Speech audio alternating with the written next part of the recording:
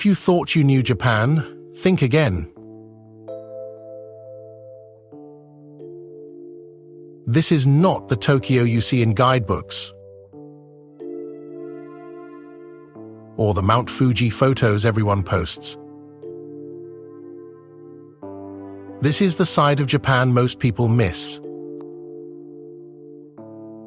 Quiet lakes, remote islands, forest shrines, mountain villages, and places so hidden even some locals haven't been.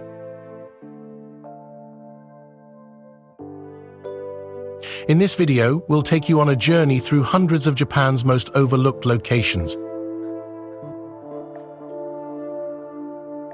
From the northern peaks of Hokkaido to the subtropical islands of Okinawa, you're about to see a side of Japan that feels untouched.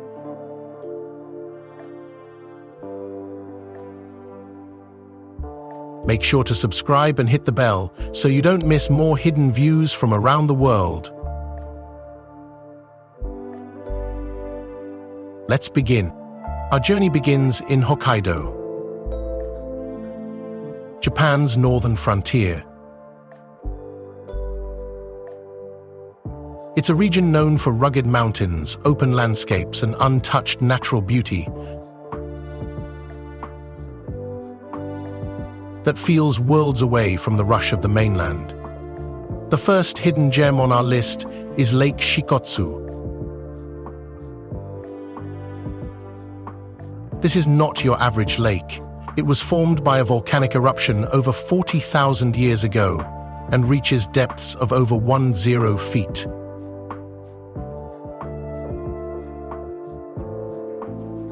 Making it one of the deepest in all of Japan. What really sets it apart, though, is its clarity.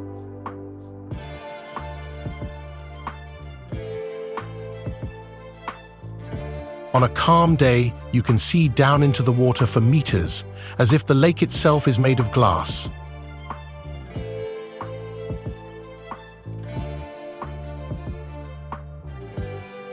Unlike many other lakes in Hokkaido, Shikotsu never freezes in winter due to the steady flow of geothermal water beneath the surface.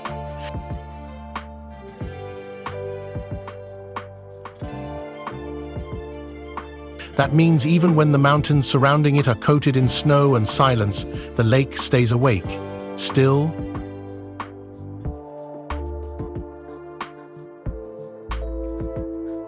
clear and quietly breathing. You'll often see kayakers gliding across it or photographers lining the shore at sunrise, trying to capture the perfect mirror-like reflection.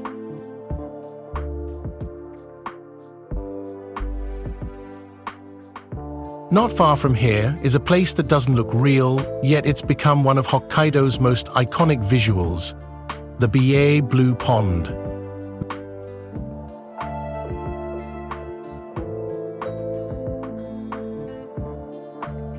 This strange body of water was never meant to be beautiful. It was created to protect the nearby town from volcanic mud flows.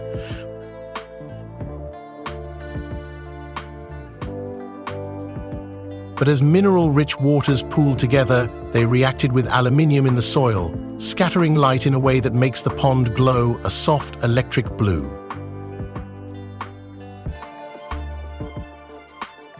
What makes it even more surreal are the leafless trees that rise from the water, standing motionless like forgotten guardians.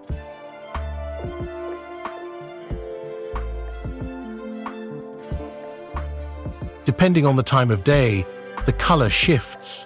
Turquoise in the morning, cobalt by evening, and in winter it turns into a frozen field of pale ice and silver branches. It's one of those rare places where something man-made and something natural combined by accident, and the result is pure visual poetry.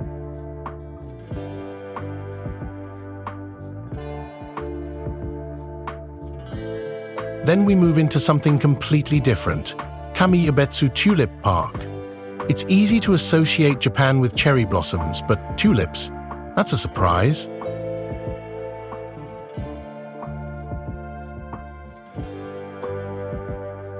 Every year around May, the flat lands near the Sea of Okhotsk explode into color as over 1.2 million tulips come into bloom.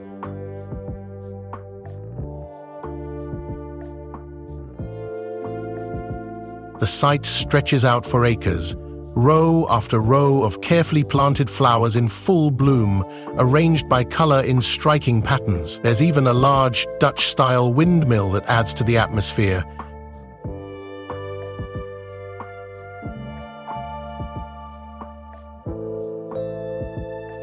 Making it feel like you've somehow ended up in Europe without leaving Japan.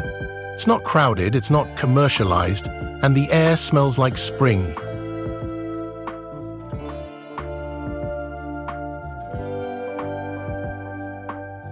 This is the kind of place where families come with bento lunches and kids run between flower rows while grandparents quietly take pictures. It's simple, beautiful, and far from the noise of Japan's better-known tourist attraction.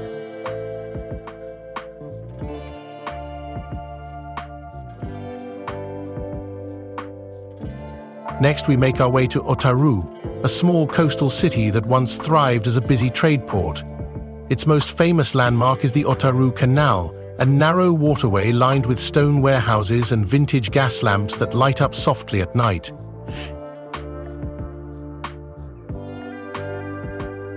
During the day, the canal reflects the sky and passing boats. At dusk, the entire area takes on a nostalgic glow, with lights shimmering on the water and local musicians often playing nearby. Once essential for transporting goods, the canal now offers a peaceful walk through time. Many of the old warehouses have been turned into glass workshops, restaurants, and museums, but they still hold the original charm of Japan's Meiji and Taisho eras. It's the kind of place where even silence feels like a story being told.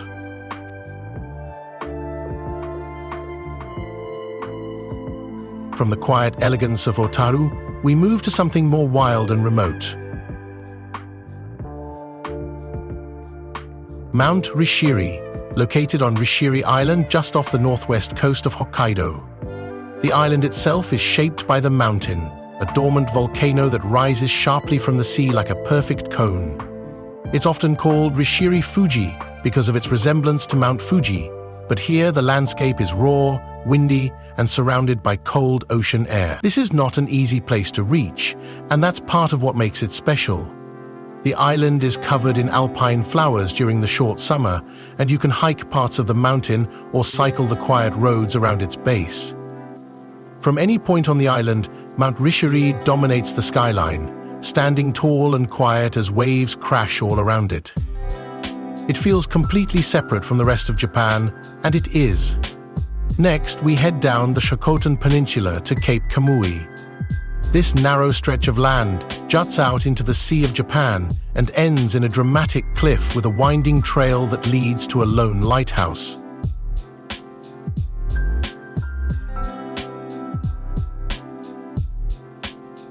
The ocean here is unusually clear, with shades of deep blue and turquoise that change depending on the weather.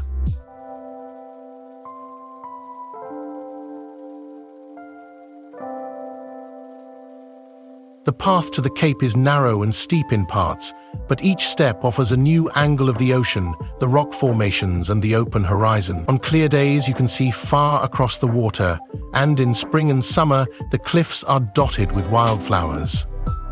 The area is tied to local legends, including stories of forbidden love and ancient spirits said to dwell in the sea. Whether you believe the stories or not, the view alone is enough to stop you in your tracks. Miyagi Prefecture, where we find a place unlike any other,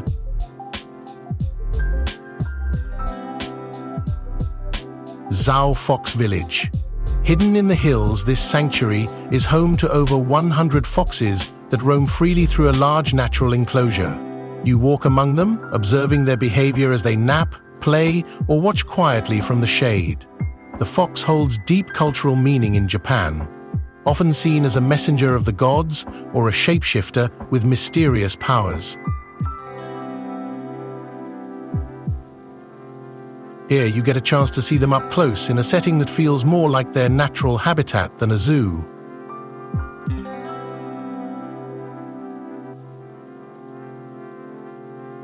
In the winter months, the scene becomes even more magical. Snow blankets the ground, and the bright orange and white foxes stand out vividly against the cold white background.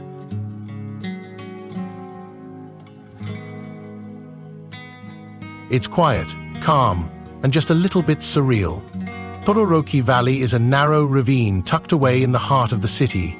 Just a short walk from a quiet residential neighborhood, a small staircase leads down into another world. A stream runs through the valley floor, flanked by dense greenery, moss-covered stones, and even a stretch of bamboo grove. It stays cool and shaded even in summer, making it a popular retreat for those looking to escape the heat. The path follows the stream for less than a mile, but the sense of calm and separation from the city above makes it feel much longer. It's one of the only natural valleys inside Tokyo's 23 wards, and most people have no idea it's even there. From hidden greenery, we head to the outer edges of Tokyo to Hosowa Falls. Located in Hinohara, it's a gentle but beautiful waterfall surrounded by cedar trees and quiet forest trails.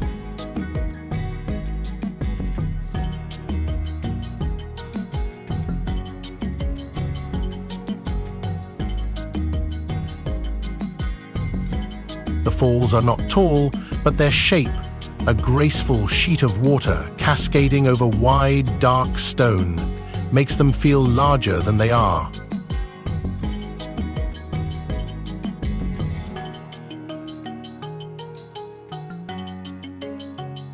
In the heat of summer, the air around the base of the falls cools down by several degrees. In winter, parts of the waterfall freeze into natural ice sculptures. It's a favorite among hikers, photographers, and anyone looking to reconnect with the more peaceful side of nature.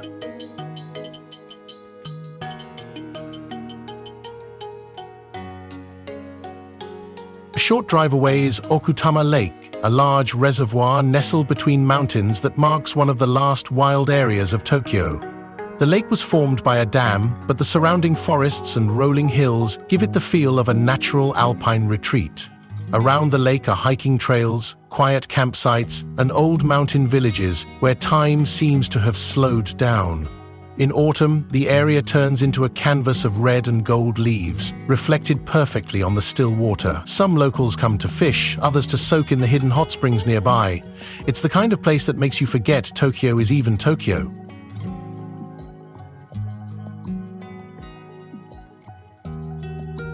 Climbing higher, we reach Mount Mitake, a sacred mountain that has been a place of worship for over 2,000 years.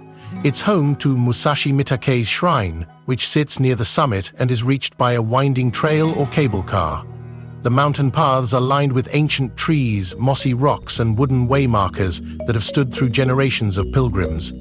One trail leads to a spot called Rock Garden, a narrow gorge with small waterfalls and stone bridges surrounded by forest. Despite being within Tokyo's borders, the air here is thin and crisp, and the quiet is only broken by the sound of birds and running water.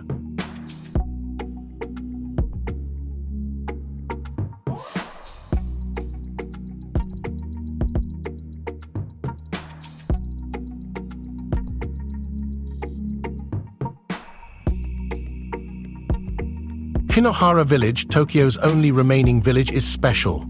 It lies far west in the mountains and feels nothing like the rest of the city. Small farms, wooden houses, and forested ridges stretch out in every direction. Trails weave through cedar groves leading to waterfalls, hilltop viewpoints, and quiet shrines. Life here moves slowly, and visitors are few. It's the perfect reminder that, even in one of the world's busiest cities, there's always a hidden path waiting to be walked, if you just know where to look.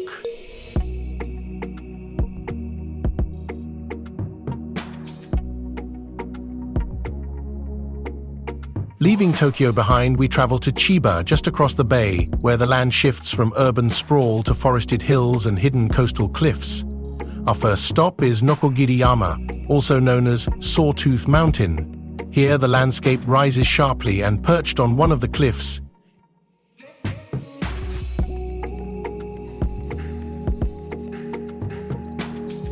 is Nihonji Temple, home to the largest stone-carved Buddha in Japan.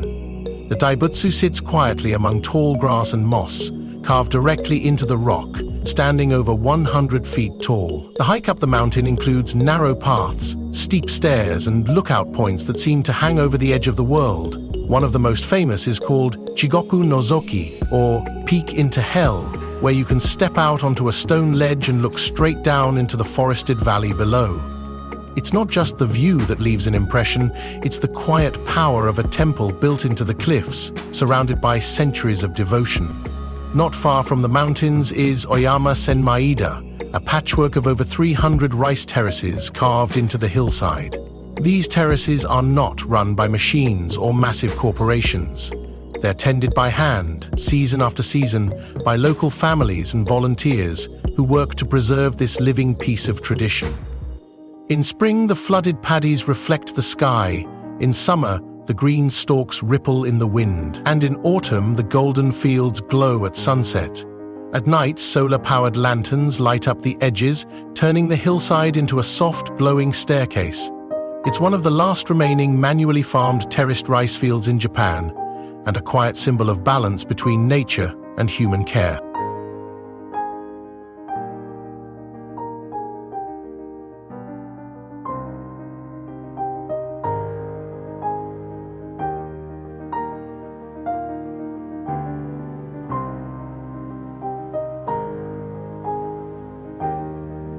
Then we visit one of the most visually striking places in all of Chiba, Kameiwa Cave.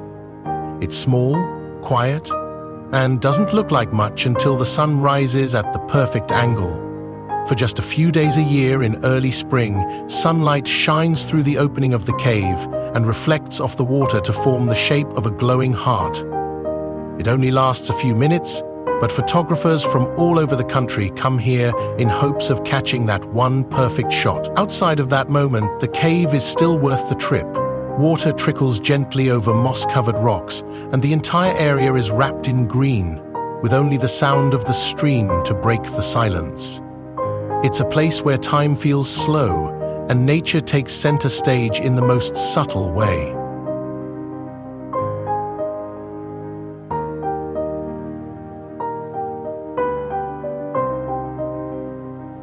Heading north into Ibaraki Prefecture, we arrive at Kashima Jingu, one of Japan's oldest and most important Shinto shrines. Founded over 2,600 years ago, it sits deep in an ancient forest where massive cedar trees line the paths. The air feels heavier here, not in a bad way, but in a way that reminds you that you've entered sacred ground.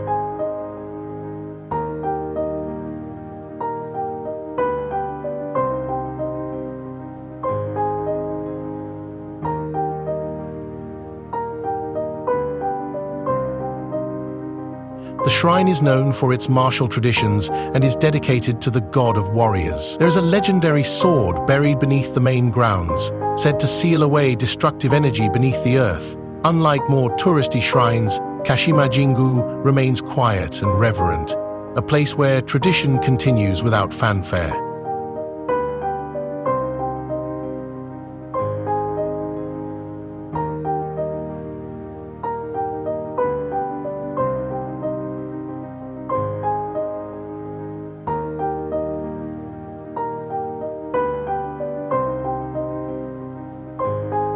Not far from there is Fukuroda Falls, one of Japan's top 3 waterfalls.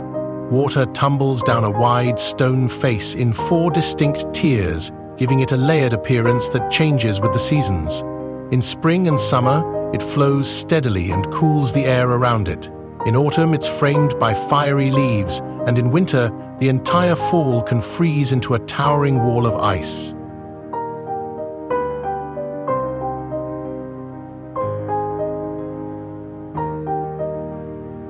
You can walk behind parts of the cascade, feel the spray, and hear the roar echoing off the rocks. It's one of those rare places where nature feels both powerful and completely inviting, a reminder of how much beauty exists just beyond the city limits.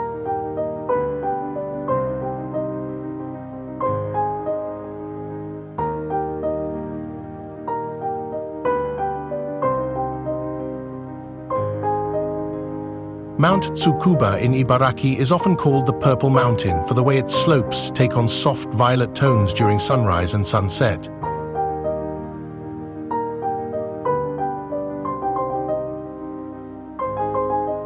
Unlike Japan's many solitary peaks, Tsukuba stands out with twin summits, each tied to a Shinto deity, one male, one female.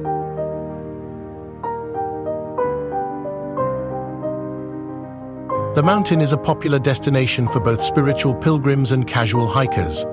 Several trails lead to the top, and a cable car offers an easy ride up for those who want the view without the climb. From the summit, you can see as far as Tokyo on a clear day, and during autumn, the landscape below turns to layers of gold and red, spreading out across the Kanto plain.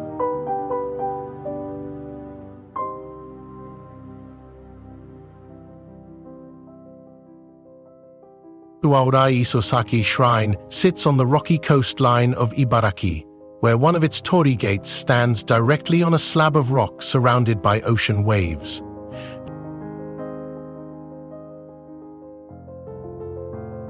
During high tide or stormy weather, waves crash around the gate, creating a powerful image of spiritual strength.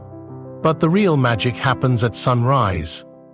On certain mornings, the sun rises directly through the center of the gate, casting a golden glow across the water. For many, this moment is more than just a photo. It's a spiritual experience that connects sky, sea, and land in a single frame. Ryuzu Falls in Tochigi is shaped like a dragon's head, with the water splitting into two streams as it crashes down a rocky slope. In fact, Ryuzu means dragon head, a name given for its resemblance to the mythical creature.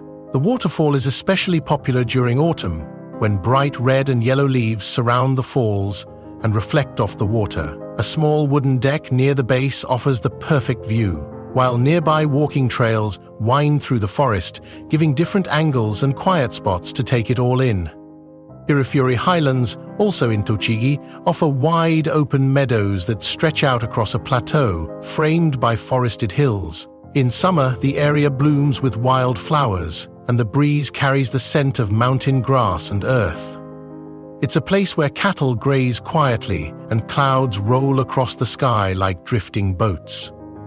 Hiking paths crisscross the highlands, and on a clear day, the view stretches far across the region. This is one of those places that feels timeless, not because it's old, but because it feels completely free from distraction.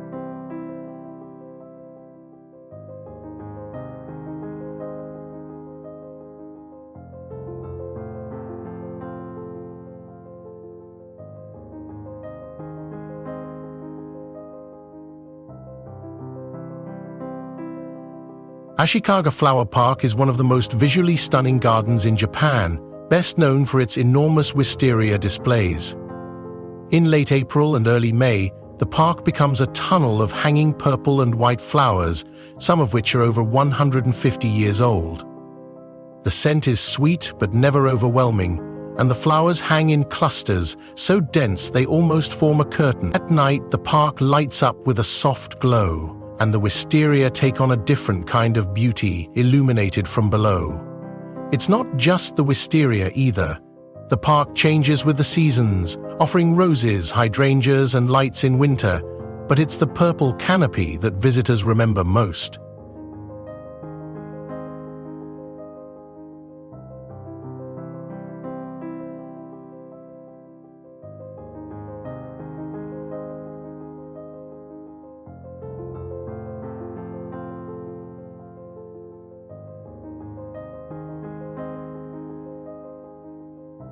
Nakagawa Bato Hiroshige Museum in Tochigi is a quiet, modern space dedicated to the woodblock art of Nakagawa Hiroshige, one of Japan's most celebrated ukiyo-e masters.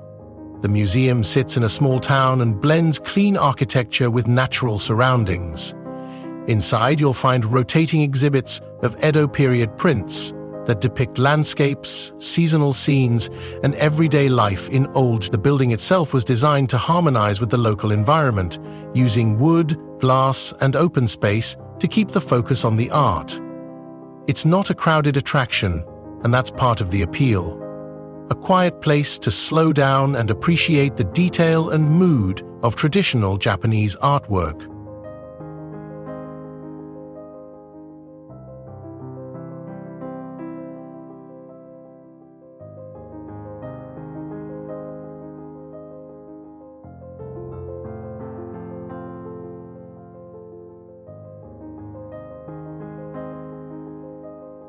Mount Akagi in Gunma is a broad, ancient volcano with a unique twin caldera shape and panoramic views of the Kanto region. The mountain is part of Akagi Prefectural Park, which offers scenic driving routes, hiking trails, and seasonal changes that draw photographers and nature lovers year-round. At the center are two caldera lakes, Lake Onuma and Lake Konuma, which offer calm reflections of the sky and surrounding forests. In early autumn, the leaves around the lakes shift to deep reds and oranges, creating one of the best fall foliage spots in the region. The mountain's expansive ridgelines make it a popular spot for road cyclists and hikers alike.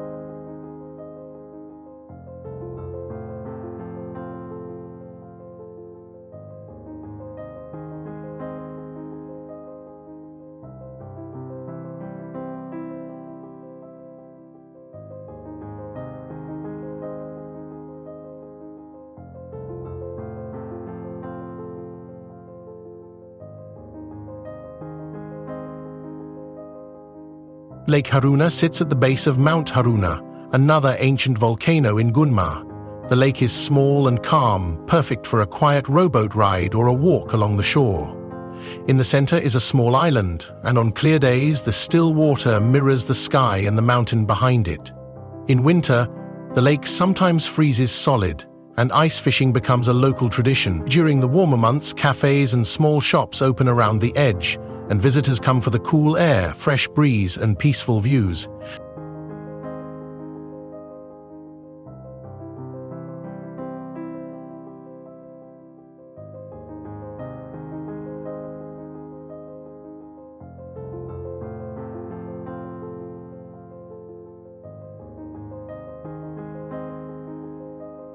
Ikaho Onsen is built on a hill with its main path consisting of nearly 400 stone steps leading through the heart of the town. On either side are ryokan, bathhouses, and small eateries serving local dishes. The water here is iron-rich, giving it a distinct reddish tint believed to have healing properties. Bathing here feels connected to centuries of tradition, and the sound of the nearby stream and temple bells only adds to the atmosphere. At the top of the stairs sits Ikaho's shrine, a quiet spot overlooking the town below. Shima Onsen is deeper in the mountains and feels even more removed from modern life. The town is known for its soft, mineral-rich waters, believed to help cure 40,000 kinds of ailments, a phrase you'll see proudly repeated by locals. The river that runs through the village is lined with bridges, trees, and old inns that have been welcoming guests for generations. At night, the town lights are dim, and the sound of flowing water becomes the only thing you hear. It's a place where time slows down and healing comes not just from the baths, but from the quiet. Kusatsu Shirane volcano rises above the town of Kusatsu and is home to a striking sulfuric crater lake known for its bright blue-green color. The landscape here is harsh but beautiful, with steaming vents, rocky slopes, and signs of ongoing geothermal activity. The lake itself is highly acidic and not safe to touch, but its surreal color and the surrounding alpine forest make it a fascinating place to explore. Trails lead through the volcanic terrain to scenic viewpoints, where you can look out across the highlands and feel the energy of the earth just beneath your feet.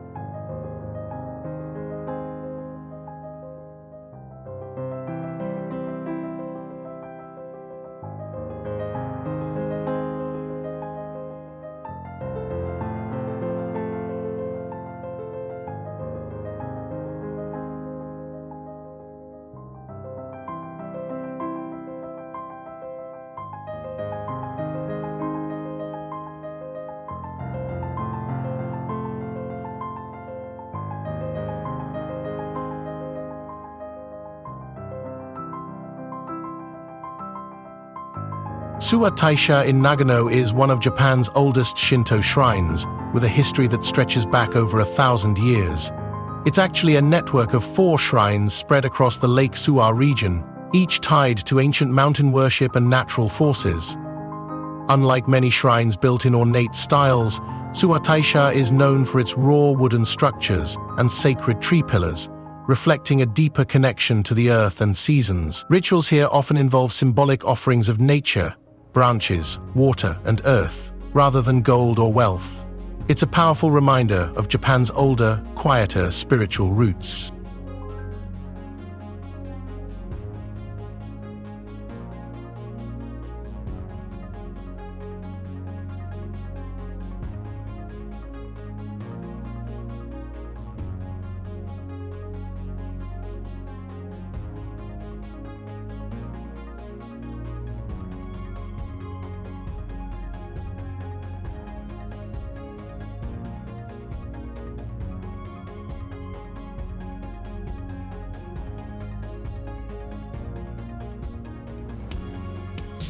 Lake Suwa lies at the heart of the region and holds a reputation not only for its beauty, but for a strange winter event known as Omiwatari. When the lake freezes in especially cold years, shifting ice creates long cracks across the surface that look like giant pathways. Local tradition says these are the footprints of the gods crossing the lake. Surrounding the lake are quiet towns, mountain views, and even a few onsen that let you soak while watching the steam rise from the frozen surface. In warmer months, the lake becomes a place for boating, festivals, and long walks along the shoreline.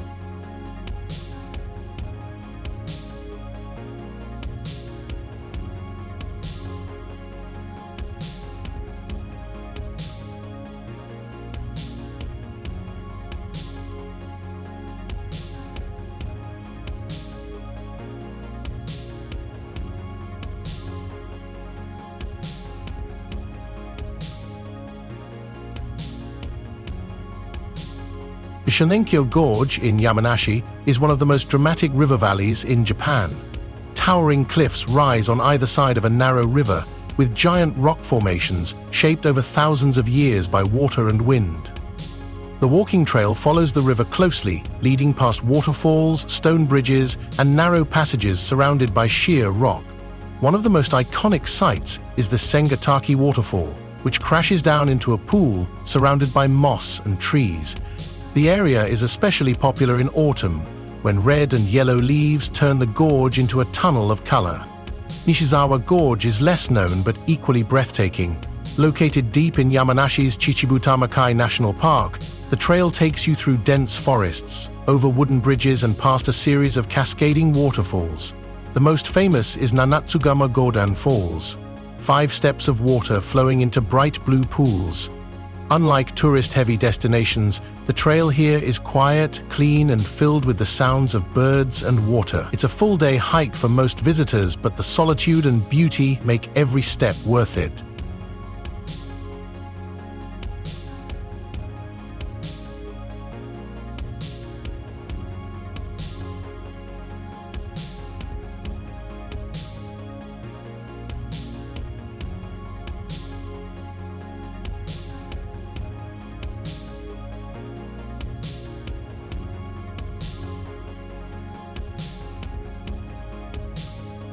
Mount Minobu and Kuonji Temple offer a different kind of mountain experience. This site has been a major center for Nichiren Buddhism for centuries, and the journey to the temple is as meaningful as the temple itself. You can reach it by climbing over 200 steep stone steps, or take a ropeway that lifts you above the forest canopy. At the top, Kuonji Temple sits surrounded by mist and trees, with wide temple grounds and sweeping views. Pilgrims and visitors come year-round to pay respects, walk the quiet paths, and feel the calm that settles over the mountain. Enoshima Island, connected to Kanagawa's mainland by a long causeway, is a compact destination filled with nature, shrines, and sea caves. The island has long been considered sacred, and even today it holds a strong spiritual atmosphere. As you walk up the hill through narrow streets and food stalls, you pass through a series of shrines dedicated to the goddess Benzaiten. On the other side of the island, cliffs drop into the ocean, and tide pools stretch out across black volcanic rock. At low tide, you can explore the Aiwea Caves, which have been visited by monks and travelers for centuries. Jogashima Island lies at the tip of the Miura Peninsula and offers a completely different mood. It's quieter, flatter, and lined with rocky coastline and grassy paths. Walking trails circle the island, passing a lighthouse, ocean cliffs, and hidden beaches. On clear days, you can see Mount Fuji across the bay. Unlike more developed islands, Jogashima has no flashy attractions, just sea breeze, open sky, and the sound of waves against stone.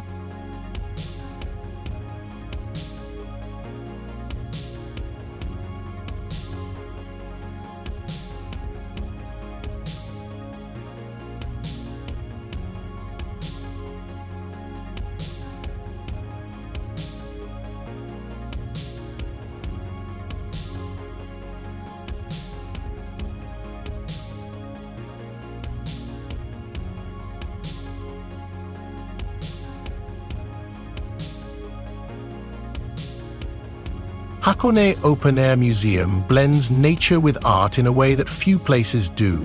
The museum grounds are set in the hills of Hakone, where modern sculptures rise from lawns, hillsides, and gardens.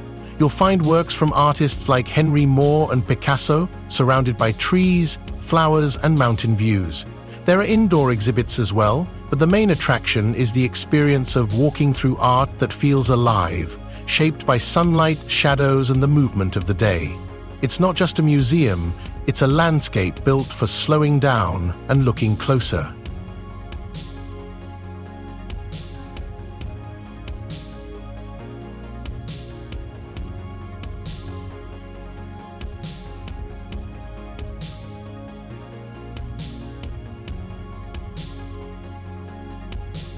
Yugawara Plum Grove in Kanagawa is one of the best places in Japan to experience the start of spring before cherry blossoms arrive.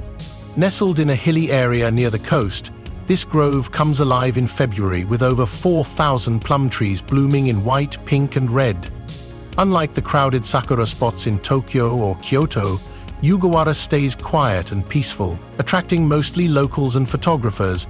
Paths wind through the trees, and from the upper trails you can see the coastline stretching out below. The air smells sweet, the colors are soft, and it feels like a gentle awakening from winter.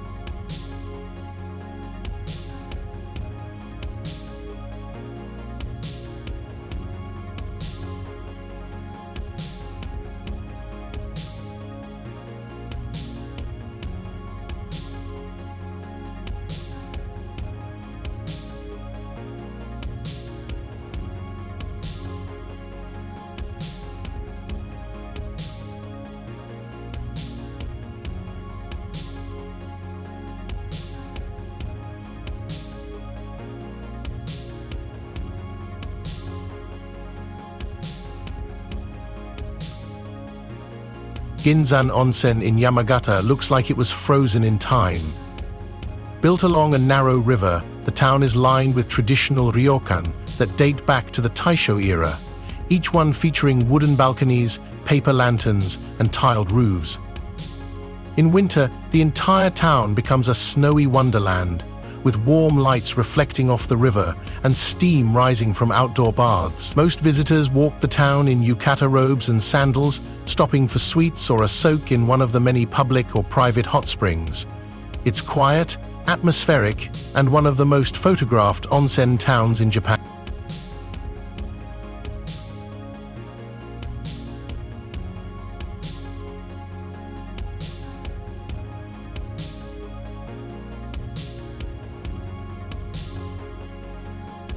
Yamadera Temple, also in Yamagata, sits high on a mountainside and is reached by climbing over 1,000 stone steps.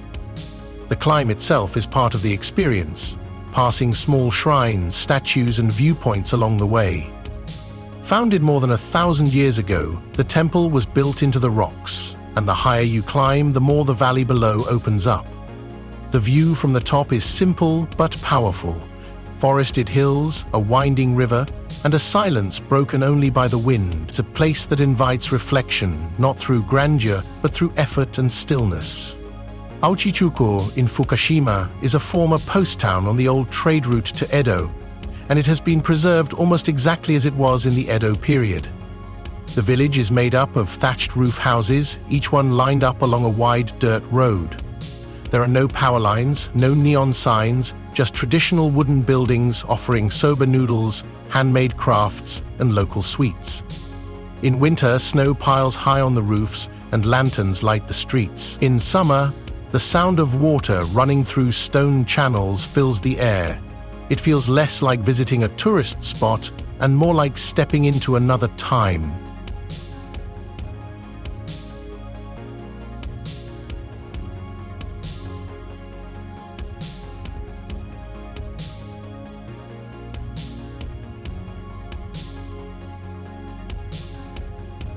Bandai Azuma skyline is a mountain road that twists through the volcanic landscapes of Fukushima.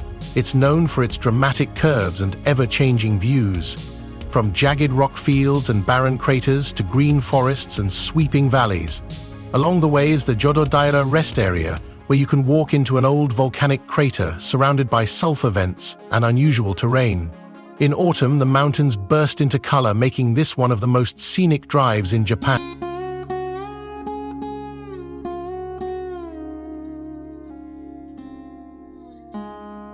Goshikinuma, or the Five-Colored Ponds, lies hidden in the forested Bandai area.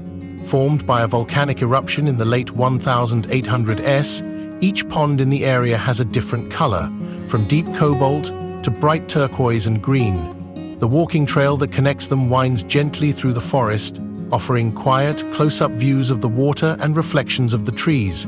The colors shift depending on the light and season, making each visit slightly different. It's a surreal and peaceful place where nature's palette seems to have gone beyond the usual greens and blues.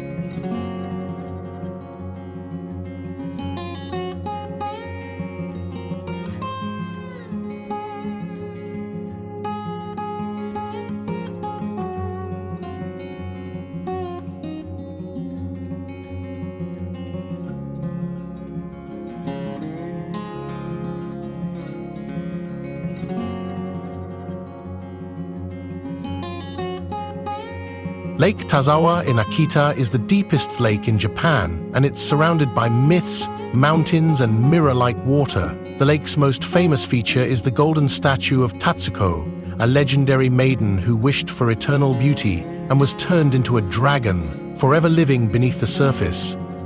The water is so clear and deep that it reflects the sky almost perfectly. The shoreline is dotted with small shrines, hot springs, and quiet walking paths. Unlike larger lakes, Tazawa feels still, powerful, and mysterious.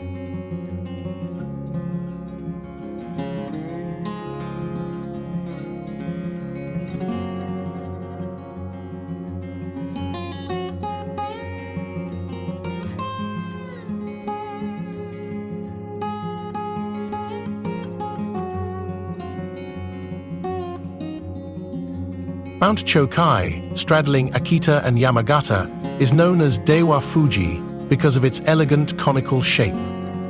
It's a sacred mountain with a long history of worship and is popular among hikers for its alpine trails and views that stretch to the Sea of Japan. Streams and waterfalls cut through the lower slopes, while the upper trails open to sweeping ridges and wildflower fields in summer. Snow often remains on the summit well into early summer, and the weather can shift quickly, making each hike a challenge and a reward. From the top, it feels like you're standing on the edge of the sky.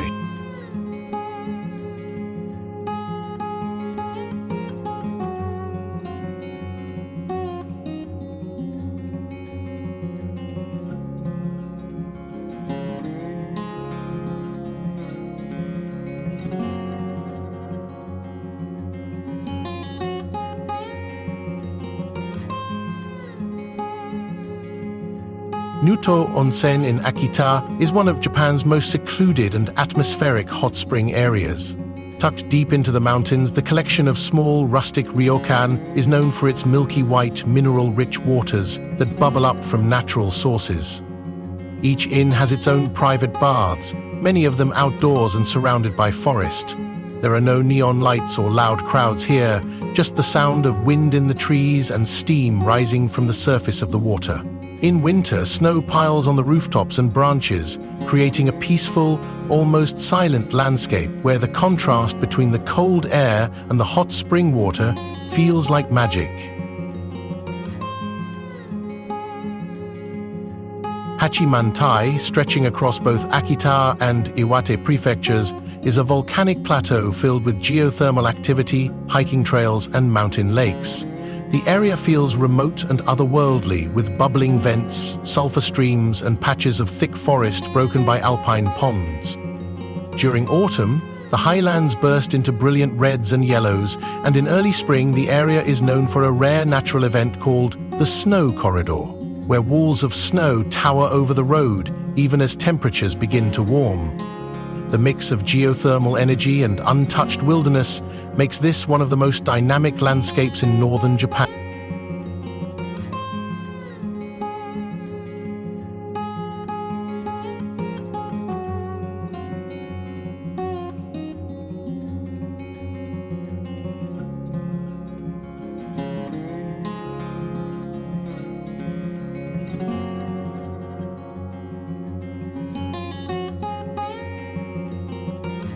Gibike Gorge in Iwate offers a slow, scenic boat ride through a narrow stretch of towering limestone cliffs.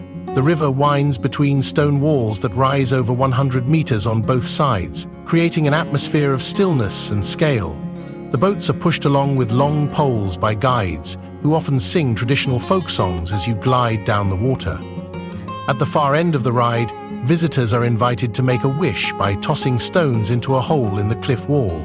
The echo of your voice, the reflection of the cliffs in the water, and the rhythm of the boat all add up to an experience that feels timeless and grounded.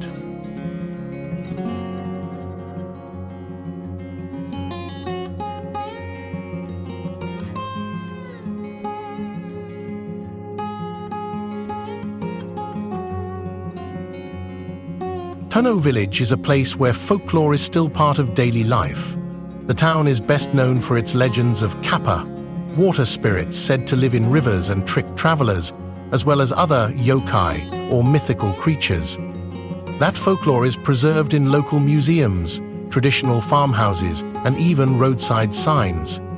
Tono feels like a living storybook, with rice fields, quiet hills, and traditional crafts that reflect a slower, older rhythm of life. It's one of the few places in Japan where oral traditions are still told by community elders, making every visit a step into a cultural landscape that's often forgotten in the modern rush.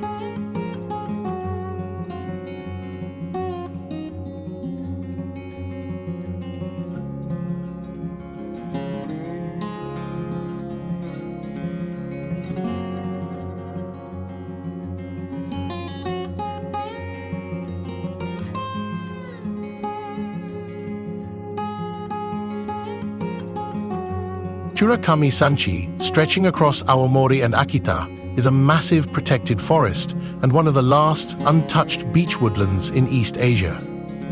This site is dense, ancient, and incredibly quiet. The trails here lead through thick groves where the canopy filters light into soft, shifting patterns on the ground.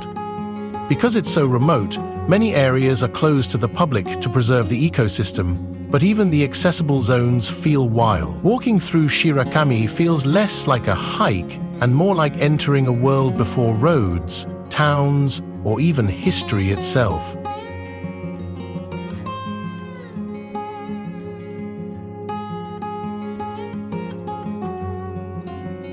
Lake Toada and Oyarase Gorge, also in Aomori, form one of Japan's most beautiful natural pairings. Lake Toada is a deep volcanic lake, calm and wide, with forested hills rising on all sides. In the fall, the entire shoreline lights up with red and orange leaves that reflect across the surface. Feeding into the lake is Oyarase Stream, a narrow river that runs through a mossy gorge, filled with small waterfalls and walking trails. The sound of running water follows you the entire way, along with views of stone bridges, tree roots, and crystal-clear pools. It's a place that stays beautiful in every season, from fresh spring greens to the frozen edges of winter.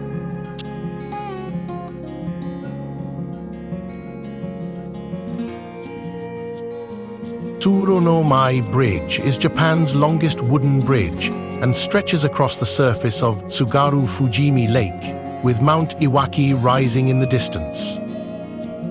Built without nails using traditional techniques, the bridge winds in gentle curves, symbolizing the movement of a crane in flight. On still days, the lake mirrors the bridge perfectly, creating a quiet, reflective scene that shifts throughout the day. It's a spot that feels rooted in tradition, but fully connected to the surrounding nature.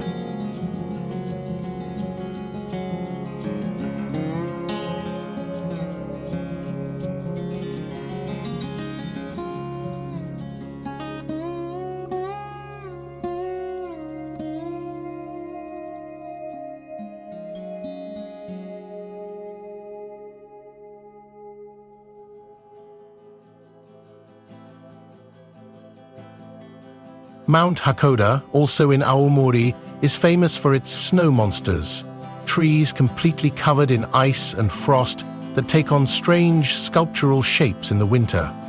In the colder months, skiers and snowshoers travel to the top via ropeway to witness the snow creatures stretching across the white landscape.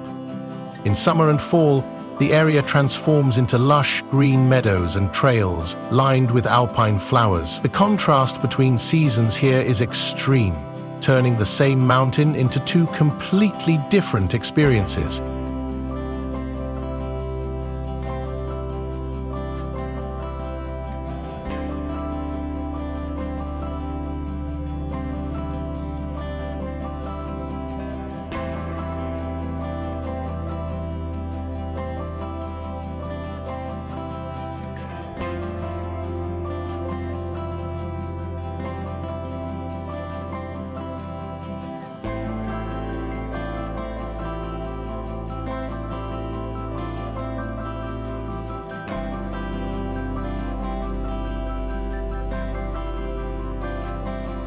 Sado Island in Niigata is rich in both natural beauty and cultural depth.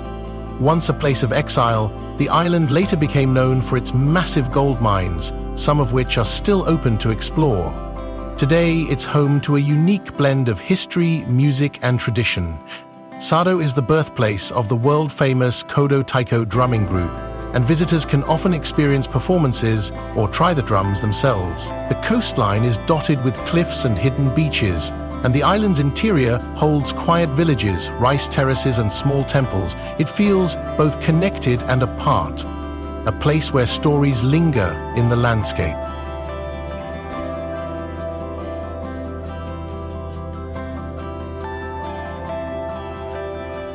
Yekiko Shrine in Niigata sits at the foot of Mount Yakiko and is one of the most respected spiritual sites in the region.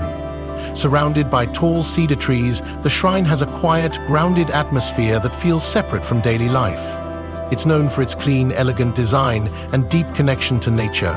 From the shrine, a ropeway takes visitors up Mount Yakiko, where panoramic views of the Sea of Japan and the Niigata Plains stretch to the horizon. The mountaintop is especially beautiful at sunset, when the ocean glows orange and the wind carries a stillness that feels sacred.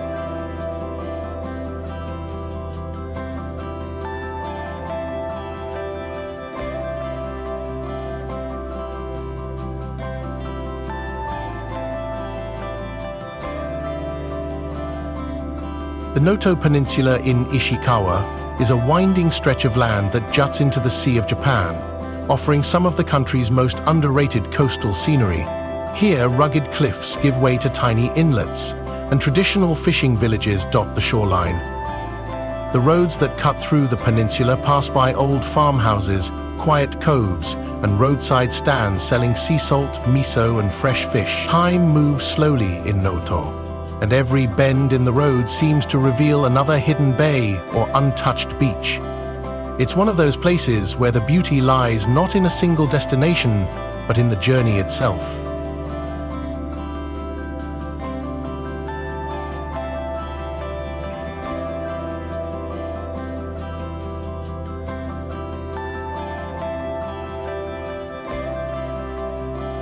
Senmaida rice terraces, also in Ishikawa, are one of the most photographed landscapes on the peninsula. Over 1,000 small rice paddies are carved into a steep hillside, each plot reflecting the sky and sea in perfect mirrors. These terraces are worked by hand with no machines, and the effort shows in the way each field is shaped and maintained. At night, small solar lights illuminate the edges of the paddies.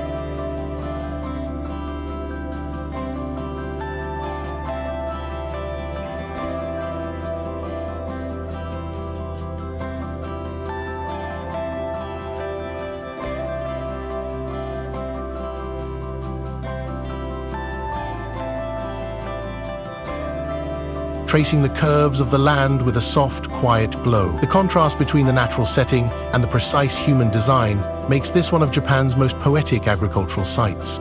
Jindai Botanical Garden in Chofu, Tokyo, is a calm escape from the busier parts of the city. The garden is divided by plant type from plum groves to rose gardens and changes dramatically with the seasons. In spring, it's filled with cherry blossoms. In autumn, the leaves burn red and orange across the walking paths. Adjacent to the garden is Jindaiji Temple, one of Tokyo's oldest, which adds a quiet cultural layer to the visit. Between the flowers, the forest, and the temple grounds, the area feels like a soft breath in the middle of a city that rarely slows down.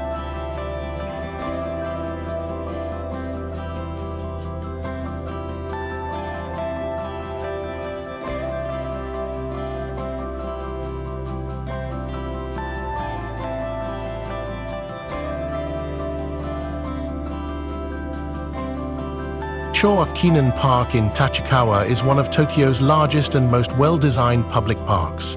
It covers over 400 acres and includes gardens, open lawns, ginkgo tree avenues, and a massive cycling course that loops around the entire space.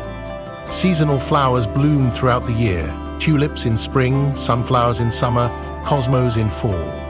One of the park's most famous sights is its Ginkgo Avenue in November, when golden leaves cover the ground like a carpet. Despite its size, the park is organized and peaceful, with areas designed for quiet walks, family picnics, and solo reflection. Todoroki Fudoson Temple is hidden inside Todoroki Valley, one of Tokyo's rare natural ravines. As you walk the shaded path along the stream, you'll eventually come to the temple, built beside a small waterfall, framed by trees and stone lanterns. The sound of water is constant, and the smell of moss and earth fills the air.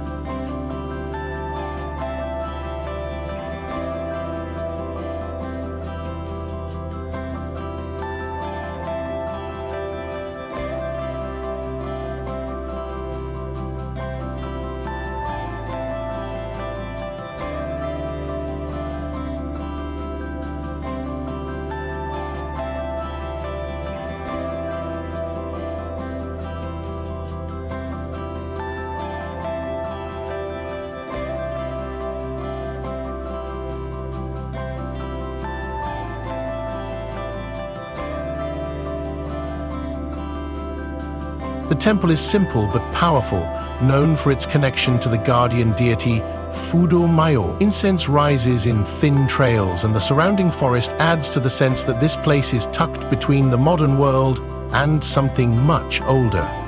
Takao-san Yakuin Temple stands near the summit of Mount Takao, a sacred mountain just outside central Tokyo.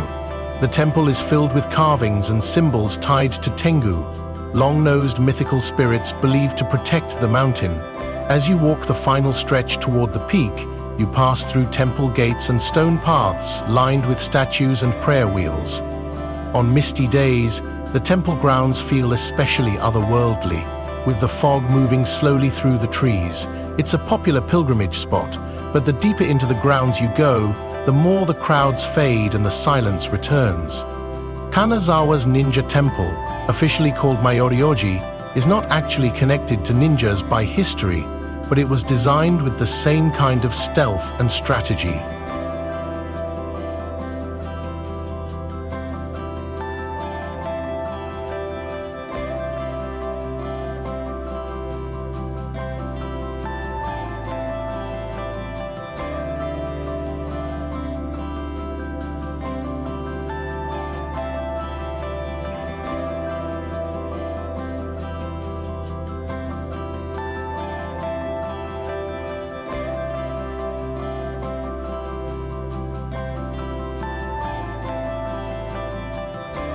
Built during a time of political tension, the temple is filled with secret passages, hidden staircases, false doors, and escape routes. From the outside, it looks like a standard religious structure, but inside it becomes a puzzle of defenses and tricks built to protect its occupants. Guided tours walk you through the secrets, explaining how architecture was used as both defense and deception. It's a rare example of how religion, war, and architecture intersected in feudal Japan. Kokiyama in Toyama is a quiet mountain village known for its gashozukuri houses, steeply pitched, thatched roof homes built to withstand heavy snowfall. Unlike its more famous neighbor, Shirakawa-go, Kokiyama sees fewer tourists and retains more of its original character. The homes here are often still family-run and lived in, surrounded by rice fields, wood stoves, and mountain mist. Walking through the village feels like entering a living museum, where the sounds of the river and rustling trees replace traffic and crowds. Kurobi Gorge is one of Japan's most dramatic natural landscapes, with steep cliffs carved by the Kurobi River over thousands of years. The best way to explore it is by the Kurobi Gorge Railway, a scenic train that winds through tunnels, over bridges, and past hot springs clinging to the rock faces.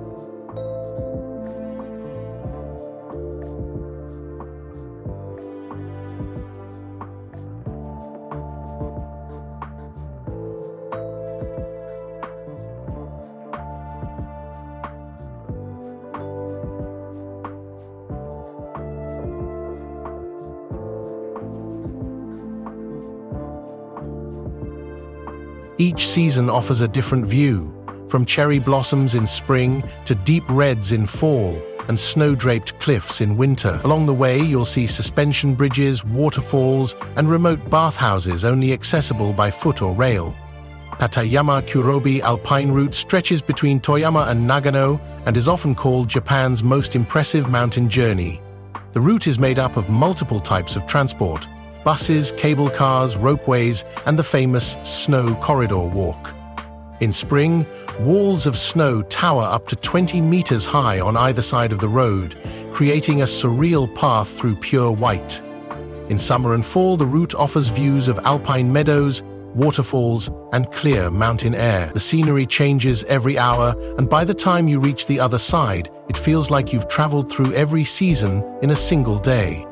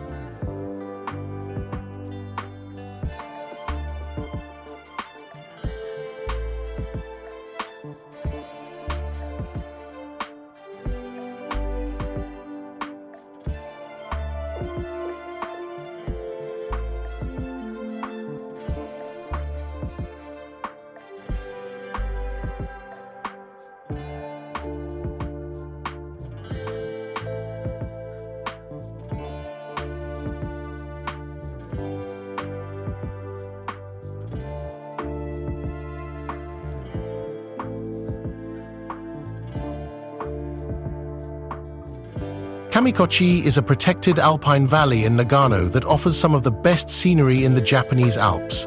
The Azusa River cuts through the center, its clear waters reflecting the peaks that rise on both sides. Trails line the riverbanks and cross over suspension bridges, offering easy walks or longer hikes deeper into the mountains. With strict limits on vehicle traffic, Kamikochi stays peaceful even in high season. In the early morning, mist rises off the water, and the calls of birds echo through the trees. It's a rare mix of accessibility and untouched nature. Norikura Kogen is a highland area that sits at the base of Mount Norikura, one of Japan's tallest peaks. The region is known for its gentle trails, alpine lakes, and wide waterfalls. In summer, the meadows bloom with wild flowers, while in autumn the forests explode in color. Cycling is popular here, and the road up Mount Norikura is one of the highest paved roads in Japan. Despite its height and beauty, the area feels uncrowded and serene, perfect for those looking to relax rather than summit peaks. Shinhotaka Ropeway in Gifu offers one of Japan's most unique views. From inside a double-decker cable car, climbing straight into the heart of the Northern Alps, the ride carries you up to over 2,000 meters, where a panoramic observation deck looks out over rugged mountains and steep ravines. In winter, the snow piles high and transforms the area into a frozen landscape, while in summer and fall the colors shift from green to gold to red. The base area also has outdoor hot springs where you can soak while watching clouds drift past the mountaintops.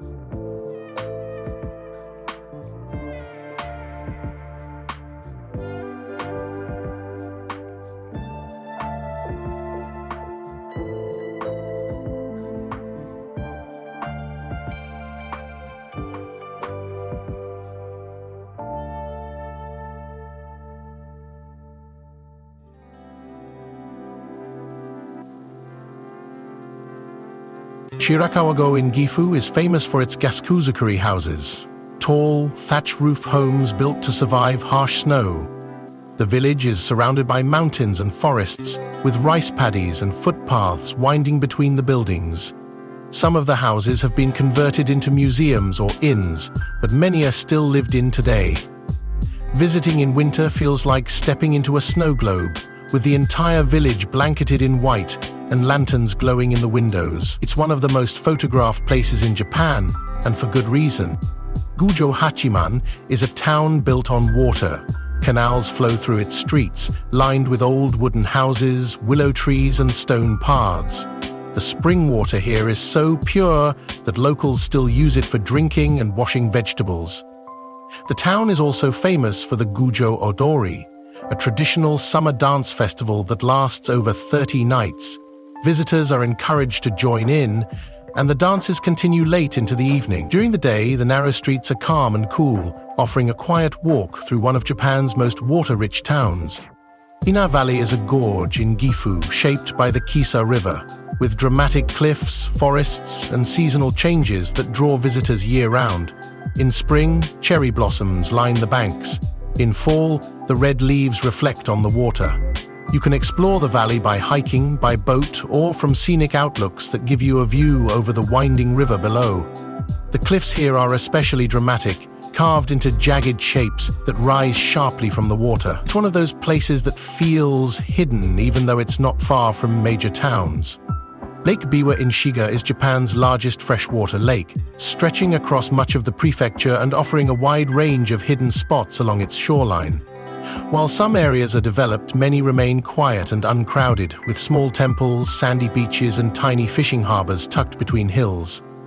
The lake has been a vital source of life and culture for centuries, and it still holds deep spiritual meaning in local traditions. On calm days, the surface reflects the surrounding mountains like a mirror, and in summer, the breeze off the water carries the scent of pine and fresh grass. Metasequoia namiki is a long road flanked on both sides by tall metasequoia trees, creating a tunnel of green that shifts with each season.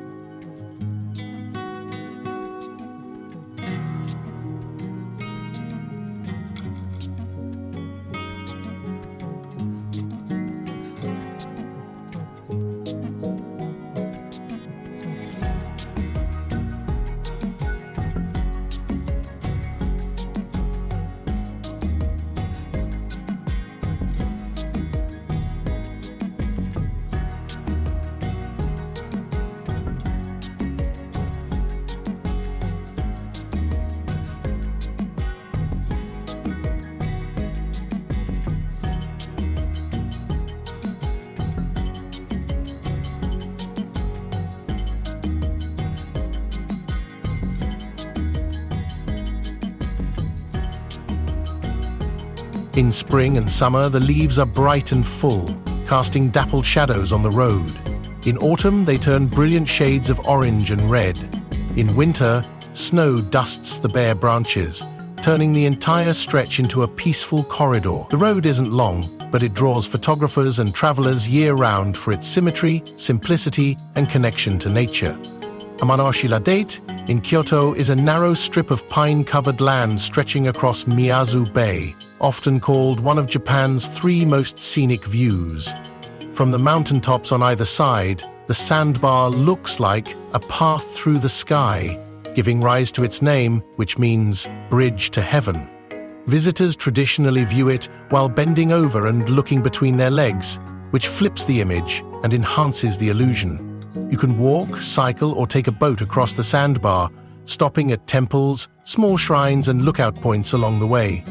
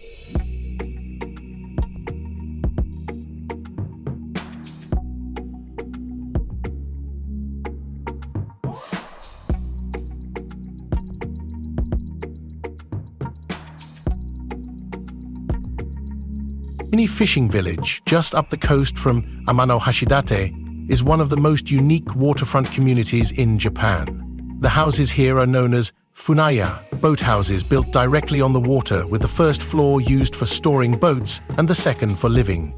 The bay is calm and clear, and boats drift silently between homes. Many of the houses are still occupied by fishing families, and some have opened small guest houses or cafes. The rhythm of life here is slow, shaped by the sea and the sound of waves against wood. Kurama and Kibune are two small villages tucked into the mountains just north of Kyoto City. Kurama is home to Kuramadera, a temple high on a hill that can be reached by a steep trail or a short cable car. Kibune, on the other side of the ridge, sits beside a narrow river and is famous for its riverside dining in summer, where platforms are built over the flowing water. The trail between the villages winds through dense cedar forests, with moss-covered steps, hidden shrines, and a deep sense of calm.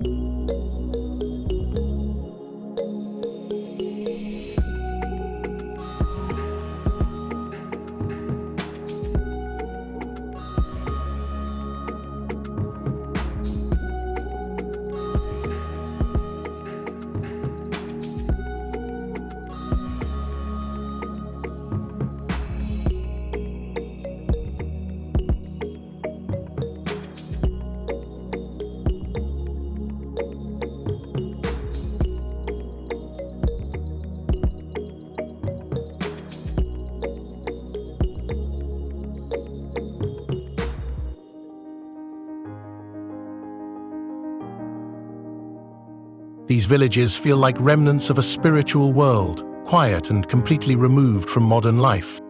Miyano Thatched Village is one of the best places in Kyoto to see traditional Kayabuki farmhouses, with their steep thatched roofs built to withstand snow. The homes are still lived in, and the village functions as a working community, not just a tourist display. Smoke rises from wood-burning stoves, vegetables dry on porches, and the surrounding fields are planted with rice and seasonal crops. In winter, the village is blanketed in snow, and in summer, the fields turn vivid green. It's a peaceful place where the architecture, landscape, and lifestyle have remained largely unchanged for generations. Wakasa Bay in Fukui is a quiet stretch of the Sea of Japan coastline, known for its crystal-clear waters, hidden coves, and small fishing villages. Unlike the popular beach destinations in southern Japan, Wakasa remains mostly undiscovered, making it ideal for swimming, snorkeling, and slow travel. The seafood here is some of the freshest in the country, and local inns often serve meals featuring squid, mackerel, and seasonal shellfish. The roads that follow the coast pass through tunnels and open onto cliffs, where the sea stretches out to the horizon. Tojinbo Cliffs are a dramatic geological feature along Fukui's coast, where columns of basalt rock rise vertically from the sea. Shaped by waves over millions of years, the cliffs form jagged platforms and deep cracks, creating one of the most unique seascapes in Japan. On windy days, the waves crash violently against the rocks, sending up sprays of foam. On calm days, the cliffs become a quiet place for reflection and sunset watching. There are no barriers here, just open stone and raw coastline, making the power of nature feel close and real. The Heiji Temple, founded in 1244, is one of Japan's most important Zen monasteries.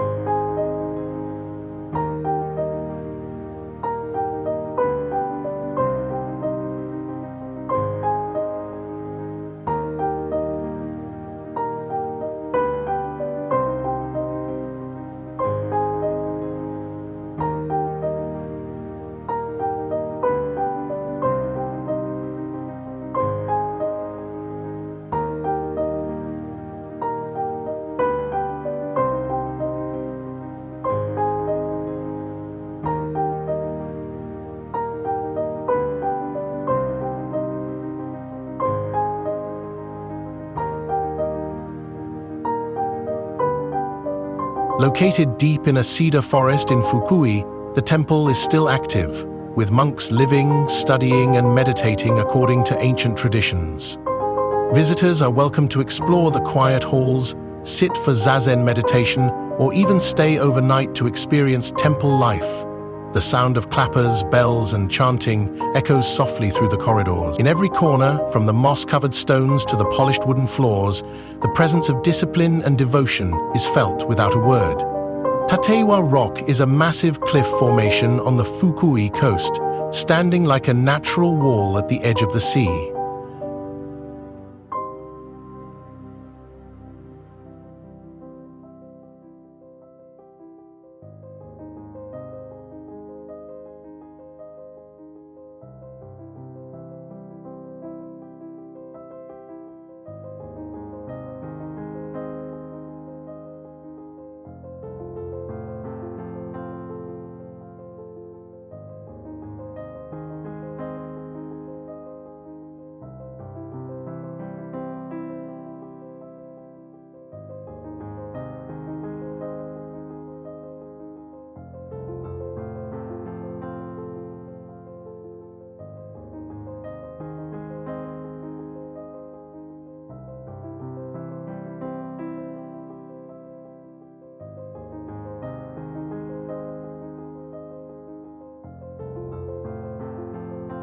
The rock is especially striking at sunset, when the sky turns gold and casts a warm glow across its jagged surface. From the base, you can walk along the water and watch the tide change color with the light. It's a simple place, but it draws those who appreciate silence, scale, and the unshaped beauty of earth and ocean. The Valley in Tokushima is one of Japan's most remote and untouched mountain regions. The valley cuts deep through the mountains, with sheer cliffs, winding roads, and suspension bridges made of vines. These bridges once served as lifelines for isolated villages and are still used today, swaying slightly as you cross. The landscape here is covered in mist and thick forest, and the air feels heavy with history. Small hamlets cling to the hillsides, farmers tend narrow rice fields, and the river below runs clean and cold.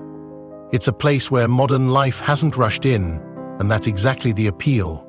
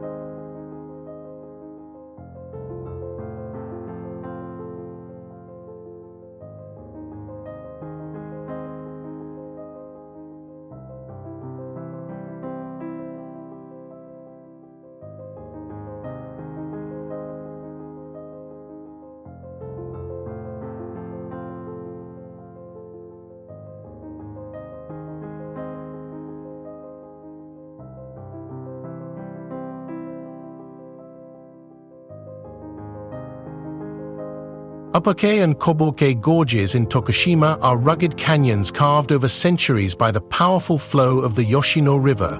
The cliffs here are steep, the water is fast, and the landscape is raw and untamed.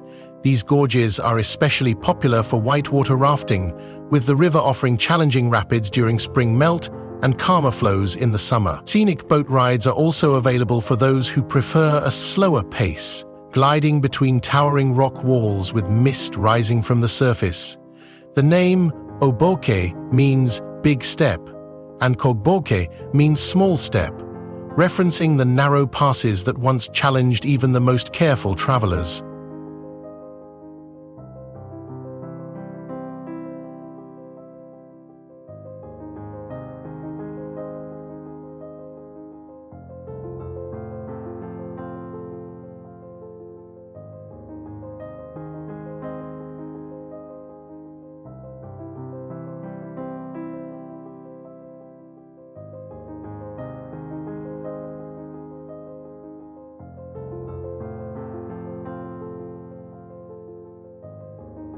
Ochiai village is perched along the mountains of Tokishima, where rows of historic farmhouses cling to steep hillsides.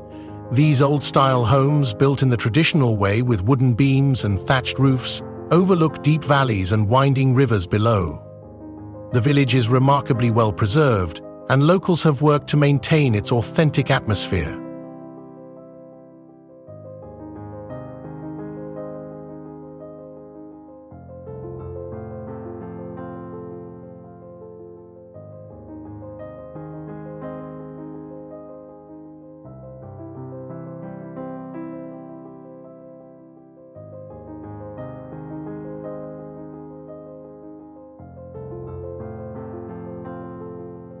Stone paths connect the homes, and the sounds of nature fill the air. Birdsong, distant water, and the rustle of trees. It's a place where the past hasn't faded and where life continues quietly in rhythm with the land. Shikoku Karst, spanning the border of Ehime and Kochi, is one of Japan's most unique highland landscapes.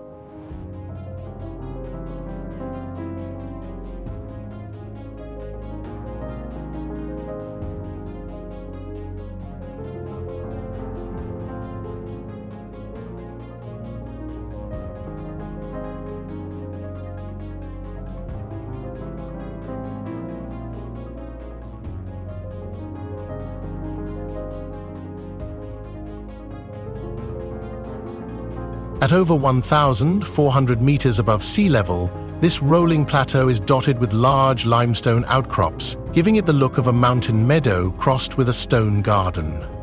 The roads here wind through open grasslands with views that stretch far in every direction.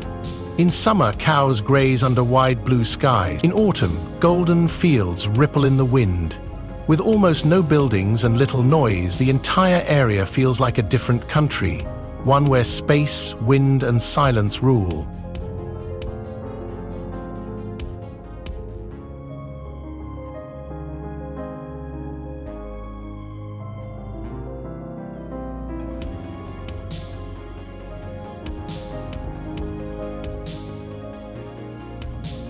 Uchiko town in Ehime is a beautifully preserved community that thrived during the Meiji era through wax and paper production. Today, its streets still carry the same look and feel. Wooden facades, narrow alleys, and lanterns hanging from tiled roofs.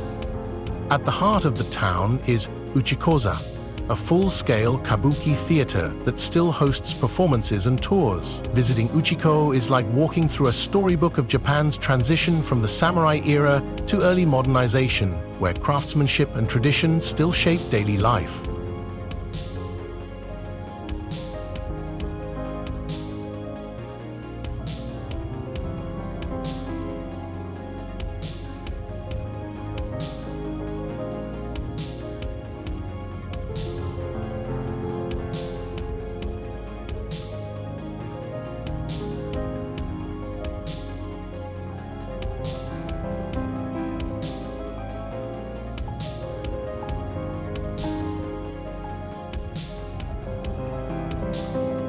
Ozu Castle and Garyu-sanso, both in Ehime, sit along the Hiji River in the historic castle town of Ozu. The castle has been carefully reconstructed using traditional methods, and its wooden interior and stone base offer insight into feudal-era architecture. Just downriver, Garyu-sanso is a beautifully designed villa and garden complex, with wooden structures overlooking the water and carefully manicured trees framing the view. The setting is quiet and reflective, inviting visitors to slow down and simply sit. Few places combine historical detail and natural harmony so effortlessly. Cape Ashizuri in Kochi is a remote, dramatic outcropping that extends into the Pacific Ocean. The cliffs here are sheer and wind-blown, and the lighthouse that stands near the tip offers panoramic views of endless sea and sky. The sound of waves crashing below is constant, and seabirds soar in the updrafts. On clear days, the water turns deep blue and stretches unbroken to the horizon. It's one of the southernmost points of Shikoku and feels like standing at the edge of the map, a place where land gives way completely to ocean. The Shimantu River in Kochi is known as one of Japan's last remaining clean rivers, meaning it flows freely without large dams or industrial development. The water is clear and slow in places, fast and winding in others, making it perfect for kayaking, canoeing, and summer swims.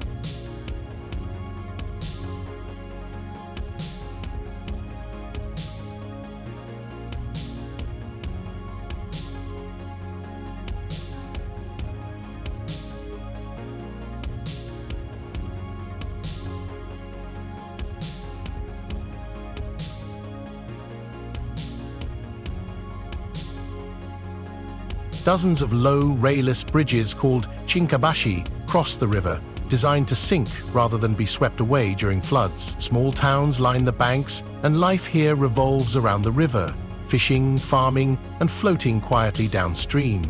The Shimanto is not just a place to visit, but a way of life that's growing rare. Nakatsu Gorge, also in Kochi, is a narrow river valley tucked deep into the forest. A hiking trail follows the bright blue water as it cuts through moss-covered rock, past waterfalls, pools, and overhanging trees. The color of the stream is striking, sometimes turquoise, sometimes emerald, depending on the light. Wooden walkways and bridges make the path accessible without disrupting the natural beauty. It's a cool, shaded walk even in summer, and a perfect reminder that some of Japan's most beautiful spots don't come with crowds or signs, just peace and stillness. Hoshitoge rice terraces in Niigata are a patchwork of over 200 small paddies carved into a steep hillside. The name means star pass, and during certain times of year, especially early mornings in late spring or autumn, the fog settles low in the valley while the sky reflects in the water, making it look like the terraces are holding stars.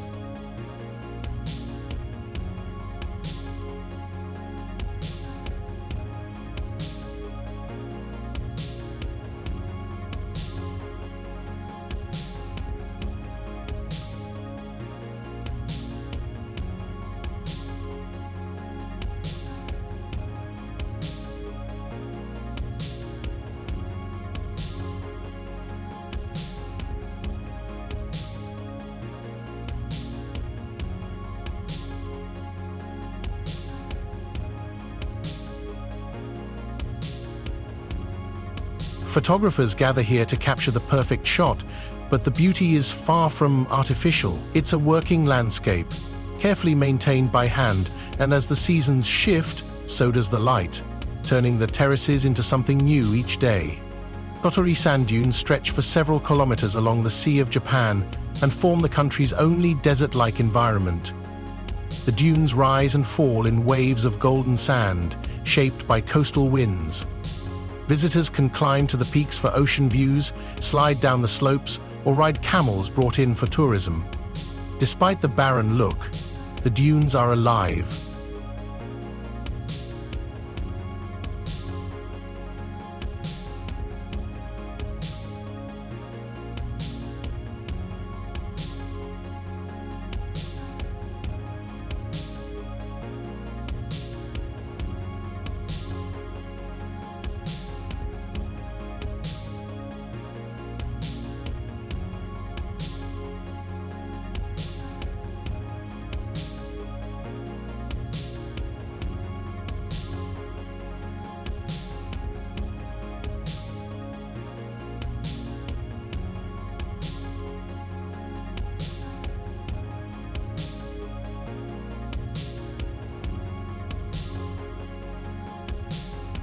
With small wildflowers, birds, and creatures adapted to this unique setting. Watching the sunset here with the sand cooling beneath your feet and the ocean breeze rising feels more like a distant land than a coastal town in Japan.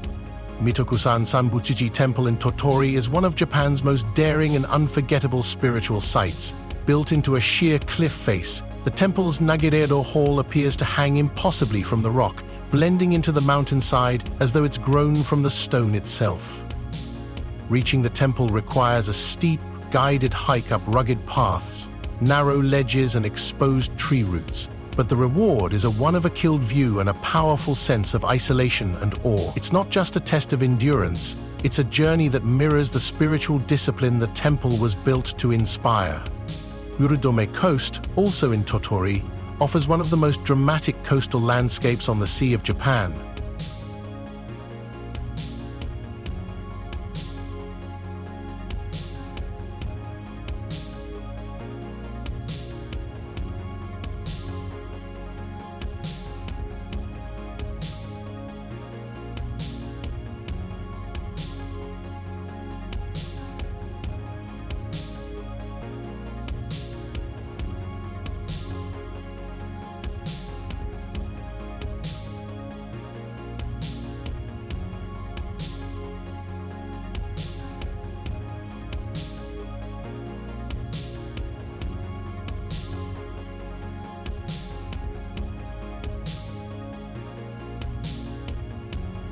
Sharp cliffs, sea caves, and jagged rock formations rise from clear turquoise water, creating a natural playground best explored by kayak or small boat.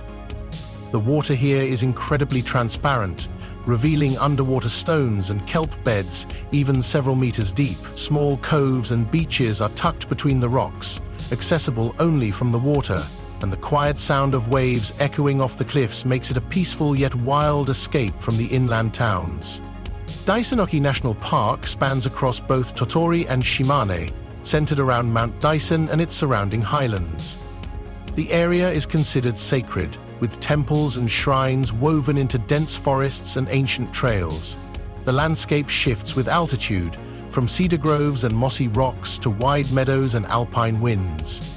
Wildlife is abundant, and bird songs often follow you on the trail. Whether you're exploring the forest paths, hiking toward a summit, or resting at a hidden temple, the park gives the constant feeling of being part of something older, quieter, and deeply connected to the land. Mount Daisen, often called the Mount Fuji of the West, is the highest peak in the Chugoku region and one of the most revered mountains in Japan. With its sweeping ridges and steep slopes, Daisen offers breathtaking hikes through old-growth forest, volcanic rockfields, and alpine zones with panoramic views. At the base of the mountain is Daisenji Temple, a historic training ground for. In fall, the forest bursts into color, and in winter, the slopes become a snowy retreat. Despite its size and beauty, the area remains largely untouched by mass tourism, keeping the mountain's sacred aura intact.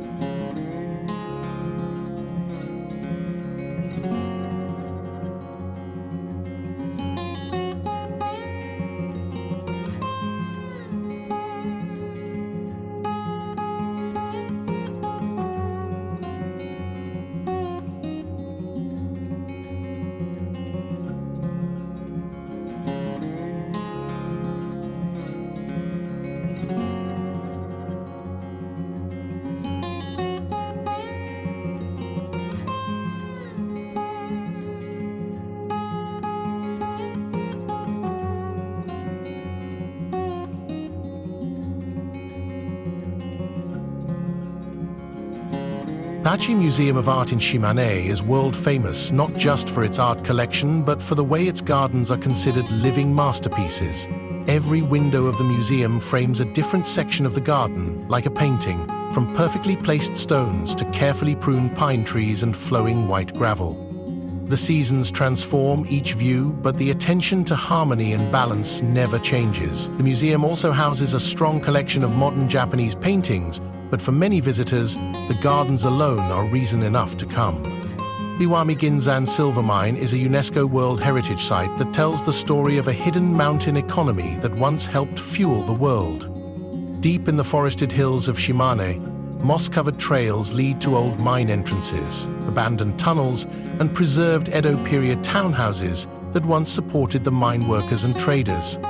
The town of Omori has been carefully maintained, with narrow streets, merchant homes, and peaceful riverbanks. The air is quiet, the forest is thick, and the entire area feels like a memory held intact through centuries.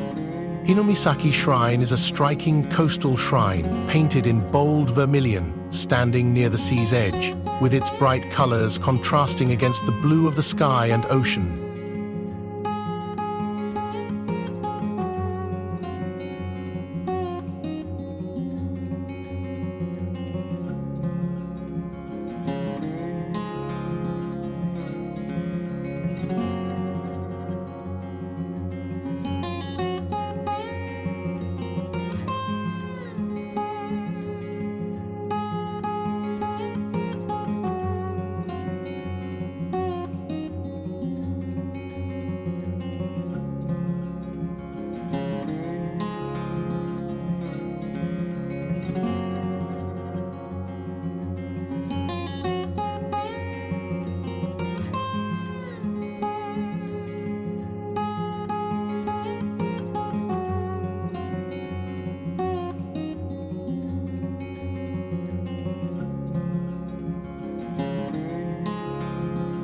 Dedicated to the gods of the sun and the sea, the shrine faces west, a rare orientation, making it a popular spot for watching the sun set into the waves. The surrounding cliffs and pine groves add to the feeling of openness and serenity, and the shrine's weather-worn structures suggest a history of standing strong against salt, wind, and time.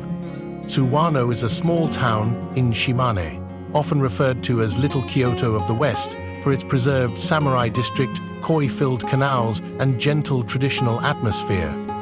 The streets are lined with white-walled homes and tiled roofs, and the local Catholic church, a rare sight in rural Japan, sits quietly beside ancient temples. The town is surrounded by mountains, with a castle ruin high above and walking trails leading through forested hills. It's a peaceful place that blends Japan's complex history with everyday rural life. Okunoshima, located off the coast of Hiroshima, is better known by its nickname, Rabbit Island. Hundreds of wild rabbits roam freely across the island, approaching visitors for snacks and attention. Once the site of a secret World War II poison gas factory, the island has since transformed into a peaceful place of nature and quiet. Forested paths, old bunkers, and empty beaches dot the landscape, and the only sounds are waves, wind, and the occasional thump of rabbit feet on grass. It's strange, charming, and entirely unique. Sandankyo Gorge in Hiroshima is a hidden canyon carved by emerald green waters that wind through steep rock walls, waterfalls, and dense forest. The hiking trail follows the river closely, with bridges, boats, and rest spots along the way. Small rowboats take visitors deeper into the gorge, where the cliffs close in and waterfalls pour into deep pools.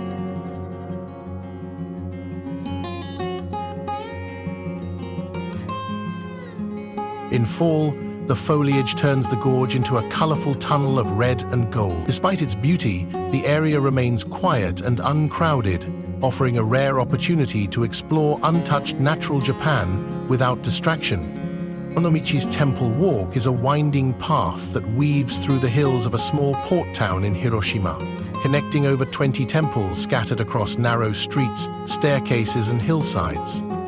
The town is famous for its quiet charm, with cats lounging on rooftops and local shops tucked into alleyways. From the top of the walk, views open over the Seto Inland Sea, with boats moving slowly between islands. The temples themselves are modest but full of character. Moss-covered statues, wooden gates, and incense smoke drifting through the air. Tomonora in Hiroshima is a small fishing port that feels frozen in time. Its harbor is surrounded by Edo-period buildings, narrow stone paths, and wooden houses that look out over calm water dotted with fishing boats. The town has long inspired artists and filmmakers, most notably Hayao Miyazaki, who is said to have drawn inspiration from Tomonora when creating Ponyo. Walking along the harbor, you'll see traditional lanterns, old storehouses, and friendly locals still living at the pace of the tides. It's a place where the sound of the sea and the clatter of wooden sandals blend into one. Mitarai Town, also in Hiroshima, is a beautifully preserved merchant village once used as a port during Japan's maritime trade era.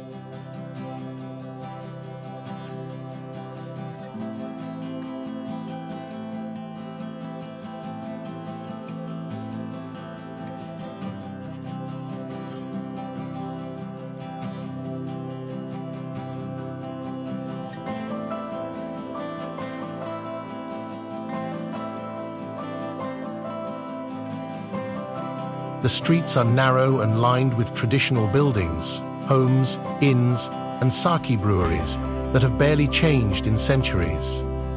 Located on the island of Osaki Shimojima, the town has a natural sea breeze and views across the Seto Inland Sea. As you wander through its alleys, you'll pass old stone wells, historic merchant signage, and wood-framed homes designed to withstand the ocean winds. The whole town feels like a slow walk through a working history book. Hakiyoshido Cave in Yamaguchi is one of the largest limestone caves in Japan. Stretching over 1 kilometer underground, the cave is filled with towering stalactites, flowstone terraces, and cathedral-like chambers lit from below. Inside, the temperature stays cool year-round, and the sound of dripping water echoes off the ancient rock formations. Wooden walkways guide visitors through the winding paths, allowing you to see both the towering formations above and the underground pools below. It's a natural wonder, millions of years in the making, hidden just beneath the surface. Above the cave lies Akiyoshidai Plateau, a surreal landscape of grassy hills broken by scattered white limestone spires. This karst terrain was once a coral reef and has eroded over time into a wide, rolling plain filled with rocks that seem to rise like sculptures from the earth. Walking or cycling across the plateau feels like being on another planet, windswept, wide open, and incredibly still. In every direction, the land rolls into soft ridges and scattered stone, making it one of the most unusual natural sights in the country.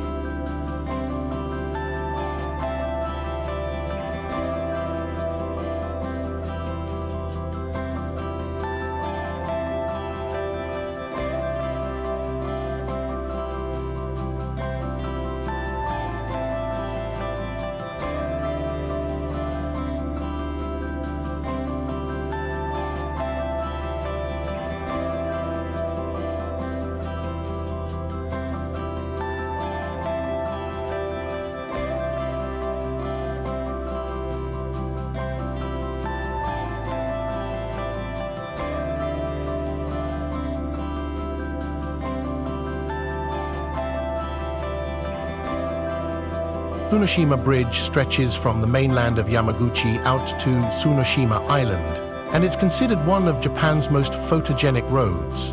The bridge floats above turquoise water so clear that the sea floor is visible on sunny days. As you drive or walk across, the ocean spreads out endlessly on both sides, framed by the low green hills of the island. Tsunoshima itself is quiet, with sandy beaches, fishing spots, and coastal views that never get old. The bridge, though, is the highlight. Simple in design, yet unforgettable in experience. Motonosumi Shrine is perched along the cliffs of Yamaguchi's northern coast, famous for its 123 red torii gates that curve down toward the sea. The path begins at the forest's edge and descends all the way to a rocky outcrop where waves crash below. Each gate creates a tunnel of color that frames the ocean beyond, and at the end, the final gate stands boldly on the cliffside. Visitors often stop to make offerings by tossing coins into a small box, perched unusually high on one of the gates, a tradition said to bring good fortune if the coin lands inside. Hagi is a former castle town in Yamaguchi, with a layout that remained unchanged since the Edo period. The town's samurai district features white-walled homes, narrow alleys, and historic pottery kilns that still produce hagiware, a style known for its soft glazes and earthy tones. Walking through Hagi, you'll pass gardens, merchant houses, and temples tucked into corners. The nearby sea and mountains frame the town, making it feel both grounded and open. Hagi is a rare example of a Japanese city that has kept its historical structure while still living in the present. Yufuin in Oita is a peaceful hot spring town set against a backdrop of mountains and rolling farmland.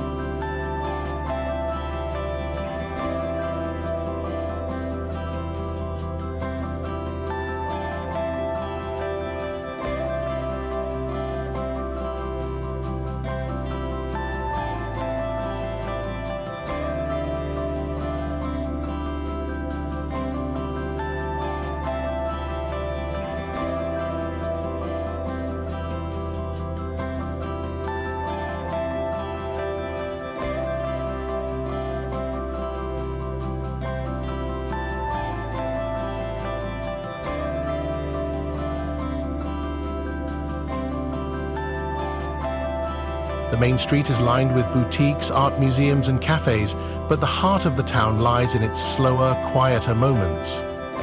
Many of the inns here feature private open-air baths with views of Mount Yufu, and small paths lead to hidden shrines and quiet fields. The atmosphere blends elegance with simplicity, and even the town's lake, Lake Kinrin, is small and reflective, often covered in morning mist. Yufuin offers rest, not just in body, but in rhythm and mind. Mount Aso in Kumamoto is one of the largest volcanic calderas in the world, stretching out across lush valleys and steep, smoldering peaks. The central crater still releases smoke, a reminder that this volcano is alive, and visitors can often view it from safe distances along marked paths and observation decks. Around the base of the mountain, green fields and small farms spread out in a circle, making the landscape feel both dramatic and pastoral. It's one of those rare places where destruction and rebirth coexist, where fire and life sit side by side. Kurukawa Onsen, hidden deep in the mountains of Kumamoto, is one of Japan's most atmospheric hot spring villages. The inns here are built in harmony with the forest, using natural wood and stone, and the entire town is connected by winding footpaths and streams. Visitors often wear yukata robes and carry small wooden passes to try different baths around the village.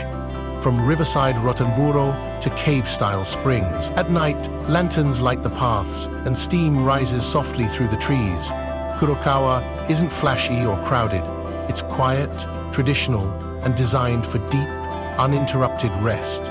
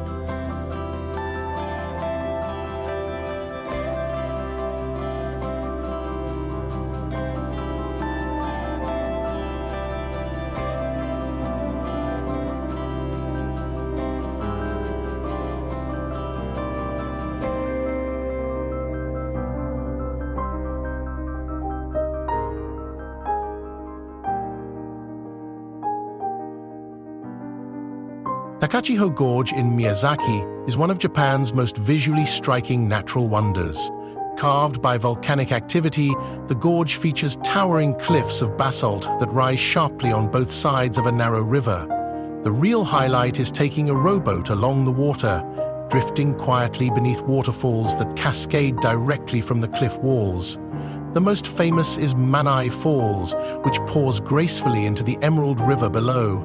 With mist rising from the water and sunlight filtering through the trees above, the gorge feels like something out of a myth, which fits, as Takachiho is deeply tied to Japanese legend and folklore. Cape Toi lies at the southern edge of Miyazaki, where grassy slopes meet the ocean and wild horses roam freely across the cliffs.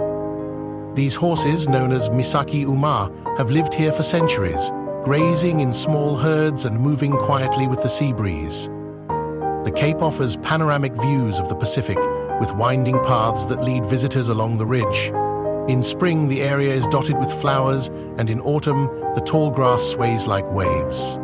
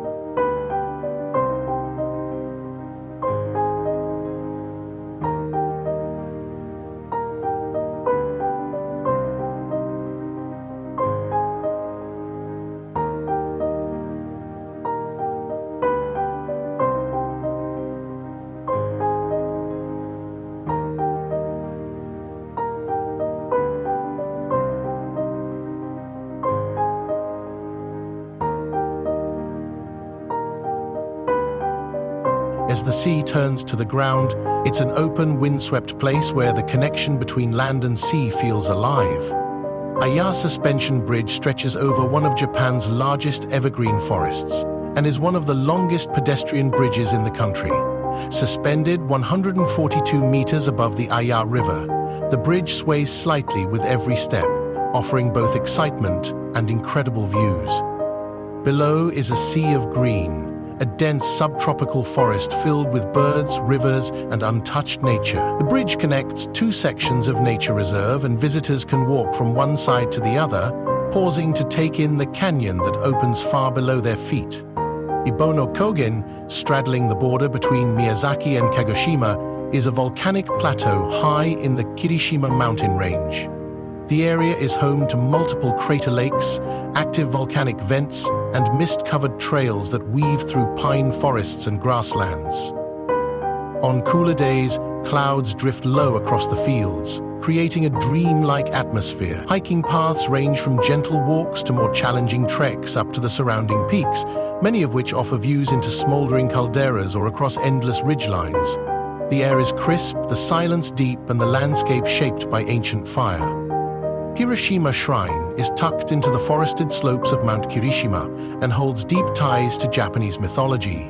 According to legend, this is where the god Ninigi no Mikoto, grandson of the sun goddess, descended to earth, beginning the lineage of Japan's emperors. The shrine itself is bright red and framed by cedar trees, with steep stone steps leading to its gates. Even without knowing the stories, the setting feels sacred. The forest is thick, the paths are lined with moss, and the quiet seems to hang in the air like mist. Sogi Falls in Kagoshima is often called the Niagara of the East for its wide, powerful curtain of water that spans more than 200 feet across. Set deep in a lush jungle, the falls crash into the river below, sending up clouds of mist and creating rainbows on sunny days.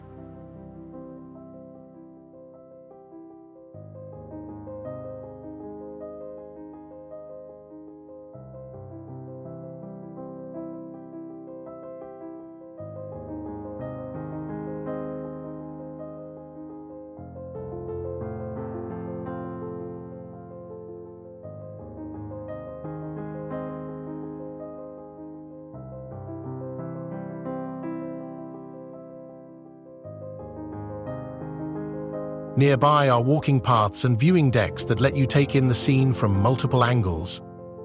The surrounding forest is dense and vibrant, filled with birdsong and the constant roar of water. It's a place of energy and movement, framed by the stillness of nature. Yakushima Island is a world apart, a subtropical island off the coast of Kagoshima, known for its ancient cedar forests and near constant rainfall. The island is home to some of the oldest trees in Japan, including the Jomonsugi, believed to be over 7,000 years old. Trails wind through moss-covered valleys, across clear rivers, and up into misty peaks where clouds drift through the branches. The forests here feel enchanted, damp, quiet, and timeless. Yakushima inspired the landscape of Princess Mononoke, and standing among its giant trees, it's easy to see why. Amami Oshima, farther south, is part of a subtropical island chain known for its rich biodiversity and untouched coastlines. The beaches are white, the coral reefs are alive with fish, and the mangrove forests stretch inland like green fingers. Unlike Okinawa's more developed islands, Amami retains a local, laid-back culture.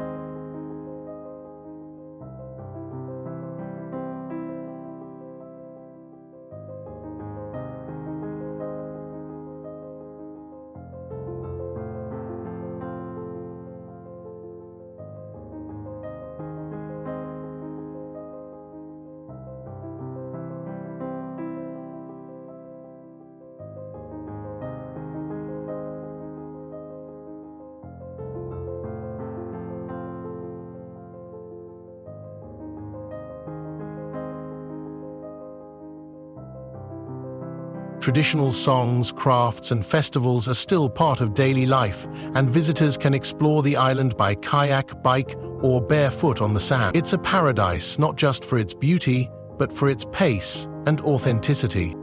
Cape Manzamo on Okinawa's main island is one of the most iconic coastal viewpoints in the region. The cliff, shaped like an elephant's trunk, juts out over turquoise water that turns vivid blue under the midday sun.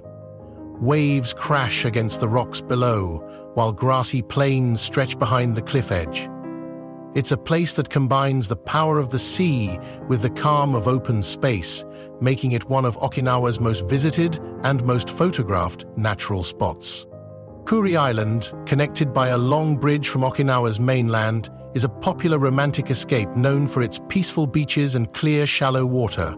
At the far end of the island lies Heart Rock, a naturally formed rock shaped like a heart that rises from the shore. The beaches here are quiet, and the vibe is simple. Swim, walk, rest. Small cafes and guest houses dot the island, and the views from the bridge itself, especially at sunset, are reason enough to visit. Sefa Utaki is Okinawa's most sacred site, a World Heritage-listed place of worship set in the cliffs of the southern coast. Unlike traditional shrines, Sefa Utaki has no buildings. Instead, it consists of natural rock formations, forest paths, and cave-like spaces where prayers and rituals have been held for centuries. The energy here is subtle but powerful. Sunlight filters through the trees, birds call from hidden branches, and stone paths lead to open spaces that feel shaped by something more than just nature. For the Ryukyuan people, this is a holy place, and for visitors, it's an unforgettable experience. Hataruma Island is the southernmost inhabited island in Japan, located in the Yaeyama chain of Okinawa. It's small, quiet, and bathed in sunlight almost year-round, but what truly sets Hataruma apart is its night sky. With almost no light pollution, it offers some of the clearest stargazing in the country.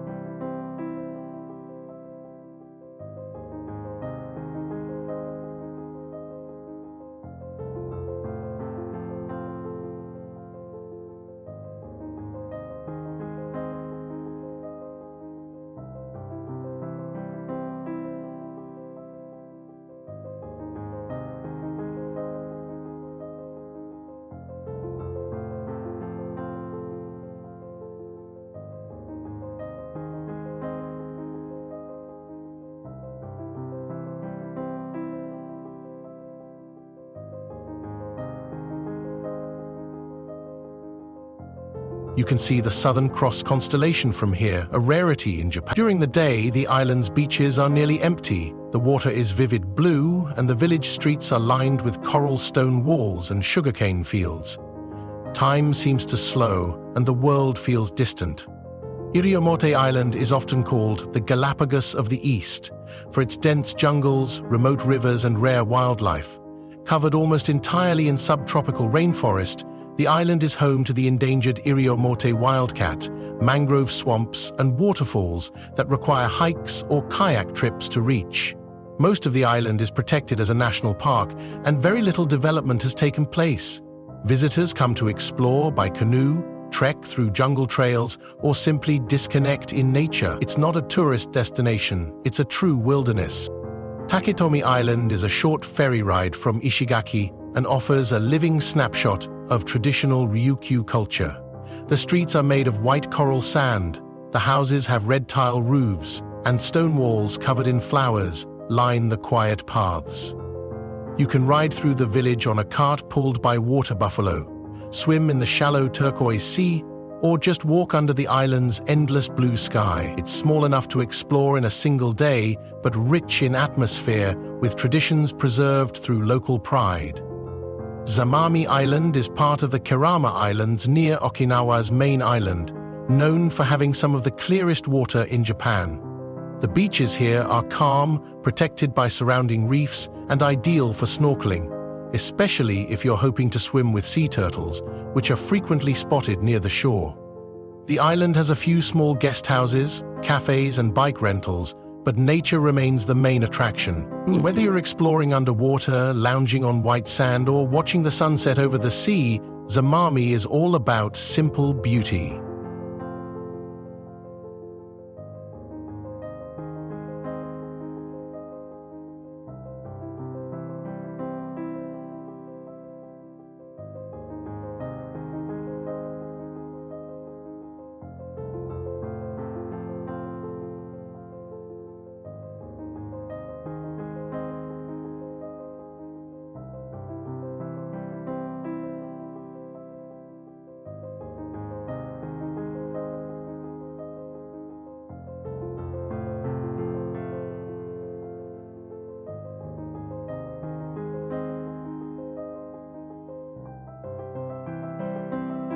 Fukui Island is the largest of the Goto Islands in Nagasaki Prefecture, offering a mix of beaches, volcanic terrain, and centuries-old Christian history.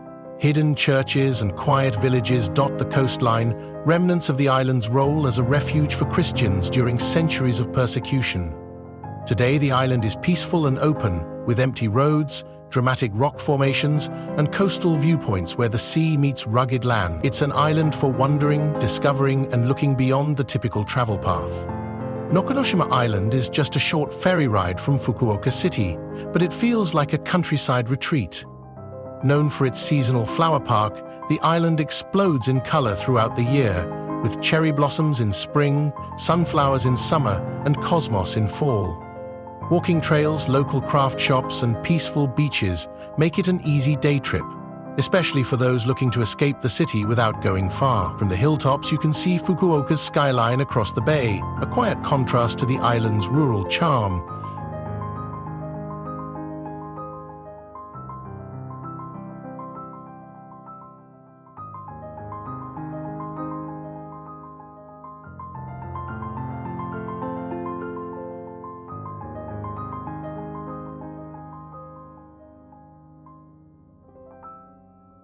Itoshima Peninsula in Fukuoka blends natural beauty with modern creativity.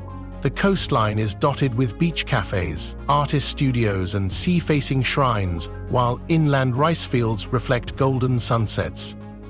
It's become popular with locals looking for a slower lifestyle without leaving the mainland.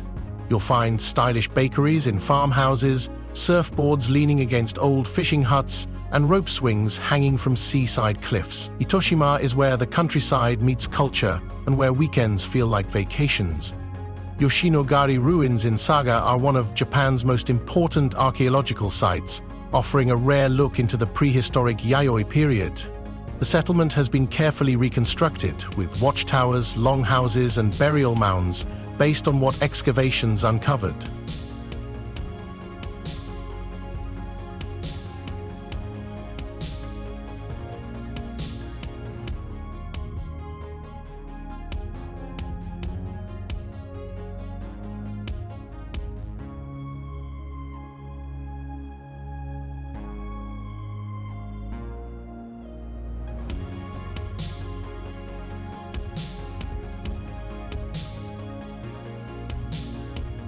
Walking through the open-air museum, you get a sense of how people lived over 2,000 years ago.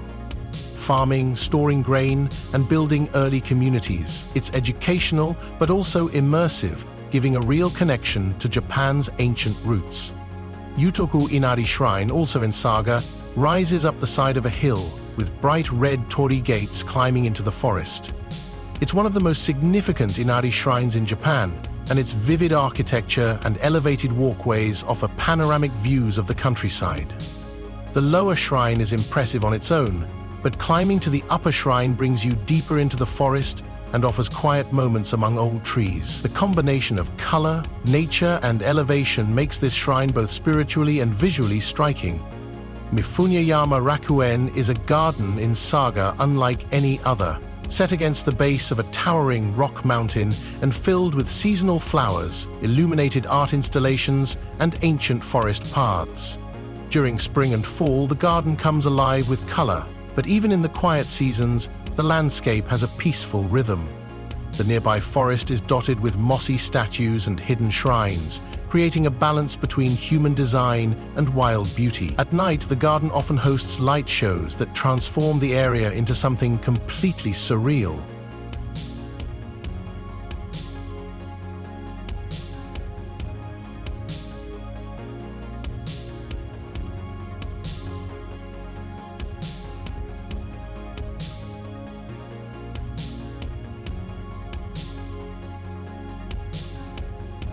Fukushima Islands in Nagasaki, which translates to 99 islands, though there are actually 208, are a maze of tiny green islets scattered across calm, clear water.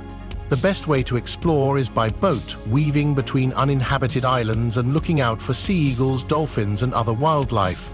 Some of the islands are little more than forested hills rising from the sea, while others have small fishing villages, It's a quiet archipelago where each bend in the water reveals another horizon, and the peace of the sea surrounds you on all sides.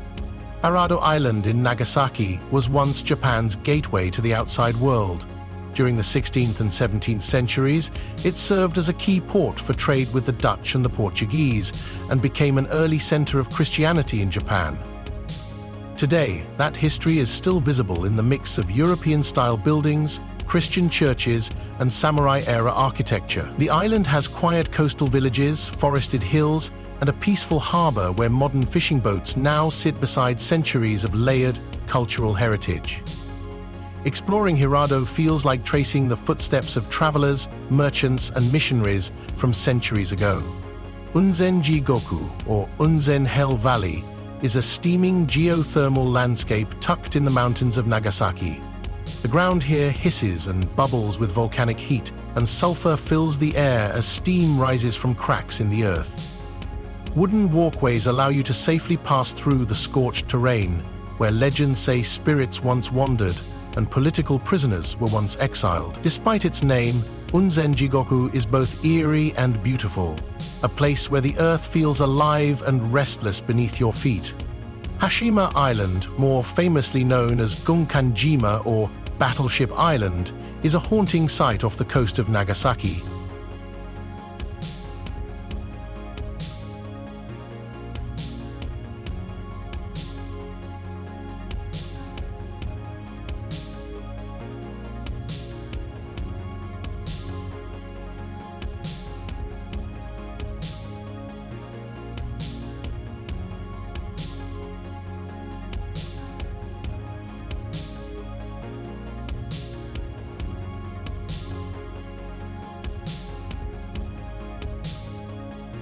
Once a booming coal mining facility, the island was abandoned in the 1970s, leaving behind crumbling high-rises and empty walkways.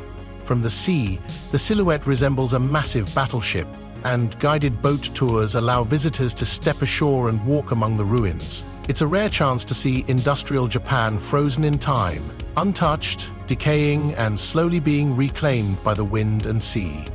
Mount Unzen is a powerful presence in Nagasaki, both geographically and historically. Its eruption in the early 1990s was one of Japan's most devastating in recent history, yet today it stands as a peaceful destination for hikers and hot spring seekers.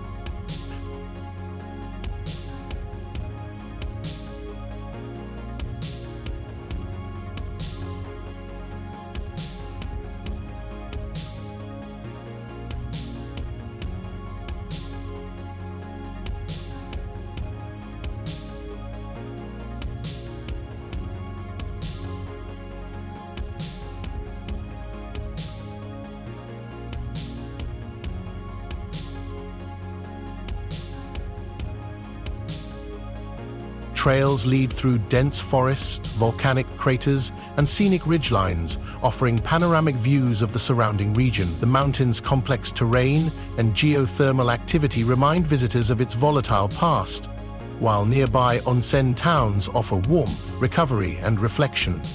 Mount Kuju in Oita is part of the expansive Asukuju National Park, a rugged highland filled with wide meadows, volcanic peaks, and expansive skies. It's a paradise for hikers, with well-marked trails that lead to panoramic ridges, alpine lakes, and flower-filled plains. Unlike the steep climbs of other mountains, Kuju's trails rise gradually, making the views more accessible. In spring, the slopes bloom with pink azaleas, and in fall, the grasslands turn golden under a wide-open sky.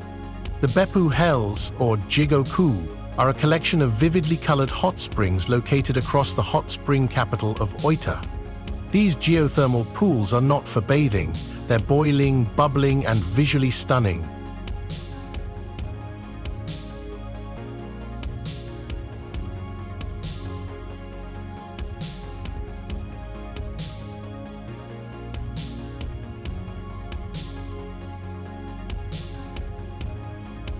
Each has a unique appearance: cobalt blue, blood red, or white like boiling milk.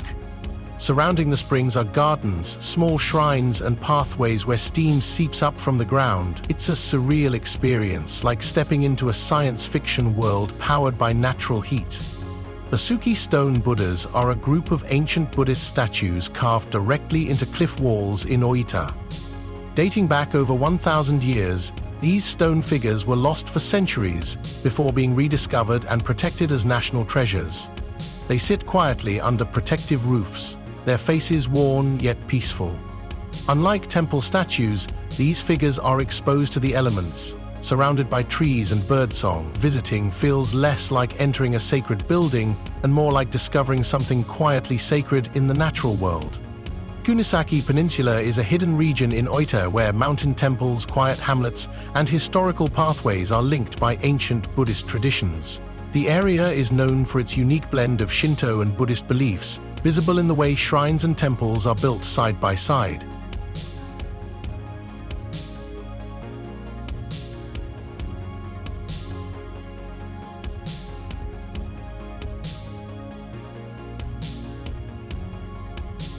Stone paths climb through cedar forests, leading to cliffside statues and caves once used by monks for meditation. It's a deeply spiritual area, still largely unknown to tourists, where time moves slowly and silence holds meaning.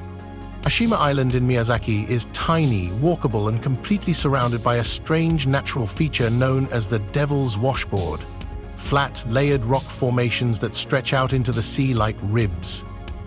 The island itself is covered in subtropical plants and hosts a small shrine dedicated to love and matchmaking. A short bridge connects it to the mainland, and the entire place can be explored in under an hour. The unique rock formations and calm surf make it popular for both geology lovers and those looking for a peaceful ocean walk. Nikinan Coast runs along Miyazaki's southeastern edge, offering one of Japan's most scenic coastal drives. The road hugs the cliffs and curves around bays where palm trees sway in the ocean breeze. Along the way are panoramic viewpoints, quiet beaches, and roadside shrines built into rock faces.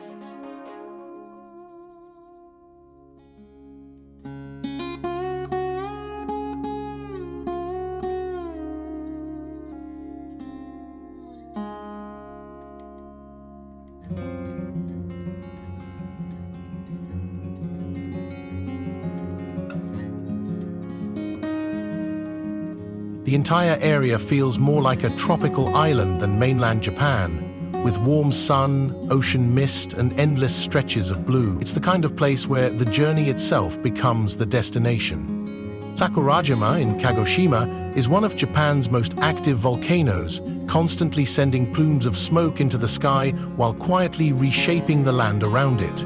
Located just across the bay from Kagoshima City, it was once an island, but became part of the mainland after a powerful eruption in 1914. Today, visitors can explore lava fields, footbaths, and observatories that provide close-up views of the volcanic peaks. The contrast between daily life and the constant presence of volcanic activity gives Sakurajima a unique and unforgettable energy. Chiran Samurai Residences, also in Kagoshima, is a beautifully preserved district where you can walk through the quiet stone paths once used by samurai families. The homes are surrounded by high hedges and carefully designed gardens, each one reflecting the refined simplicity of Edo period aesthetics. Though small in scale, the area offers a deep sense of history, with every turn revealing walled courtyards, narrow alleys, and peaceful views of the surrounding hills.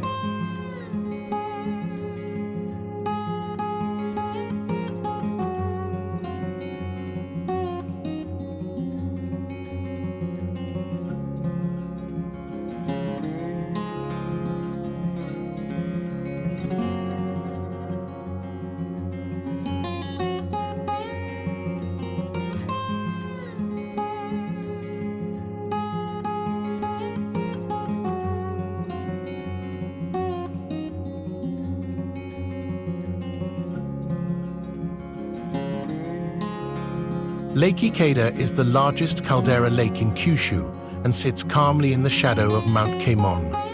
Its dark blue waters are surrounded by rolling hills, flower fields, and hiking trails. According to legend, a creature named Isie, Japan's version of the Loch Ness Monster, lives in its depths. While the monster remains unseen, the peaceful surface of the lake reflects the sky and mountains in a way that feels just as mythical. It's a place to walk, rest, and enjoy the quiet that comes with wide-open nature. Tottori Flower Road is a scenic stretch along the Sea of Japan where seasonal flowers bloom in vibrant waves beside the highway. Depending on the time of year, tulips, poppies, cosmos, and sunflowers create bands of color against the green hills and blue sea. It's a popular route for cyclists and road trippers, offering not just floral beauty, but views of coastal cliffs and open sky. The combination of wild ocean and neatly planted fields creates a uniquely Japanese blend of nature and care. Kaike Onsen in Tottori is a beachside hot spring town that combines ocean views with healing mineral baths. The area is known for its alkaline-rich waters that are said to smooth and revitalize the skin. Many of the ryokan here offer seaside rotenburo, where you can soak while listening to the waves. The nearby beach is calm and quiet, ideal for sunset walks or early morning swims before slipping into the steam again.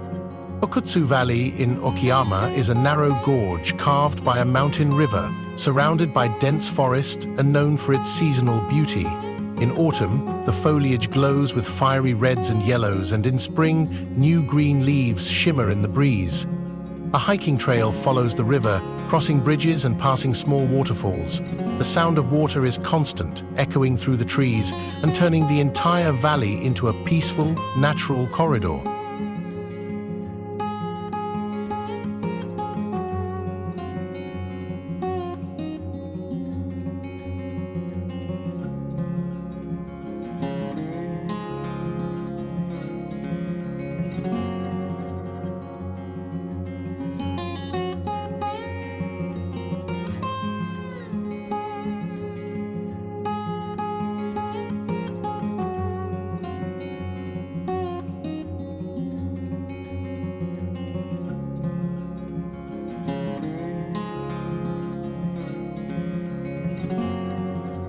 Kasaoka Islands, located in the Seto Inland Sea off Okayama, are a group of small, laid-back islands that have avoided mass tourism. Each island offers something different: beaches, quiet fishing villages, sea kayak routes, or trails through citrus groves and bamboo forests.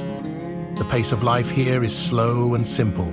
Visitors come to relax, bike around the coastline, or eat freshly caught seafood while watching boats drift by. It's a perfect escape for those looking for calm and authenticity. Bichu Matsuyama Castle in Okayama is one of only a handful of original mountaintop castles left in Japan. Perched high above the city of Takahashi, the castle is often surrounded by morning fog, creating the illusion of it floating in the sky. Reaching it involves a steep climb, but the view and preserved wooden interior make it worth the effort. The castle dates back to the 17th century and stands as a rare example of Japan's defensive architecture built into the land itself.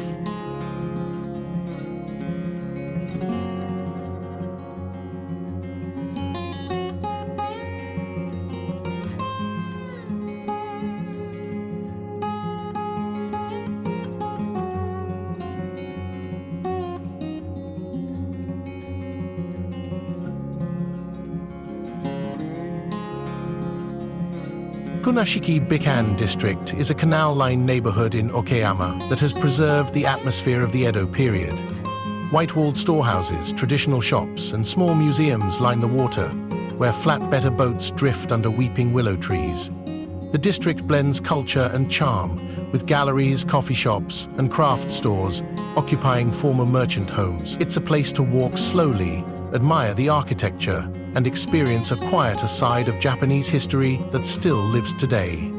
Wakimachi Udatsu Townscape in Tokushima is a lesser-known but well-preserved merchant street known for its unique Udatsu firewalls that also served as symbols of wealth.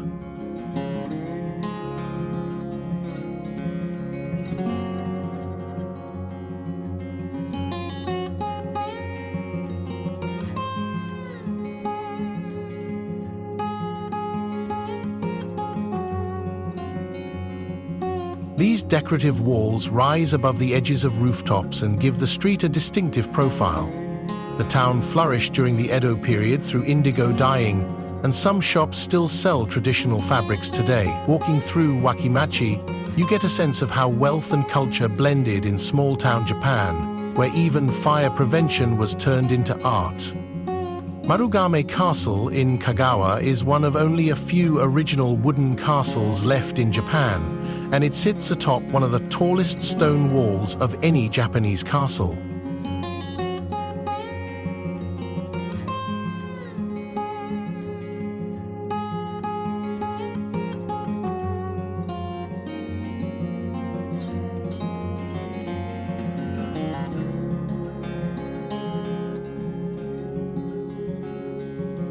Though small in scale, its hilltop location offers panoramic views of the Seto Inland Sea and surrounding city. The castle keep is modest but filled with historical displays and old woodwork, while the steep climb to the top is rewarded with fresh air. It's a quiet, lesser-known spot with deep historical roots and wide, open views. Ritsurin Garden in Kagawa is one of Japan's finest examples of traditional landscape design. Originally created by local lords in the 17th century, the garden combines carefully placed pine trees, koi-filled ponds, arched bridges, and borrowed scenery from the surrounding mountains.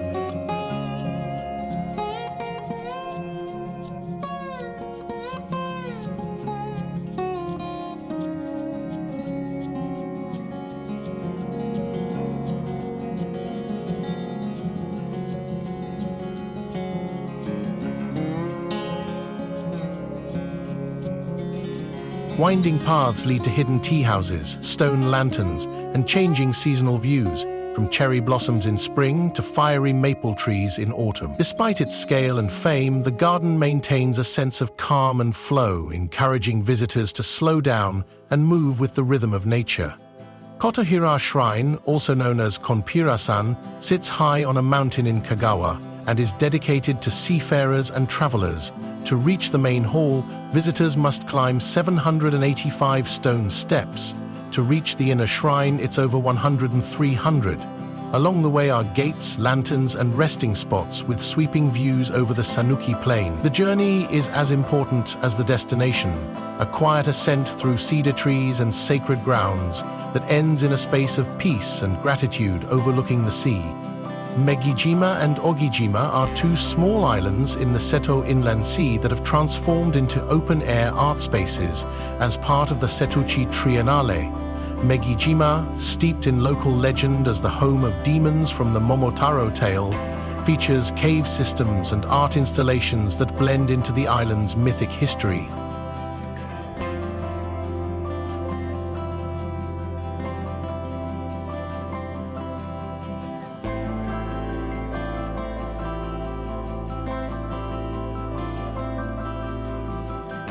Ogijima, with its narrow, winding paths and seaside homes, is filled with sculptures, murals, and interactive exhibits that appear in unexpected places. Both islands offer a mix of quiet island life and cutting-edge creativity.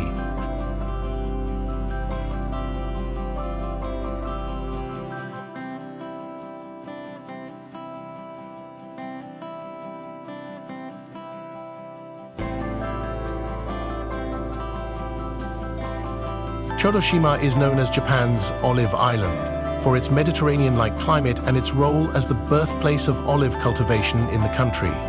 Olive trees line the hillsides, and the air smells of sea and greenery.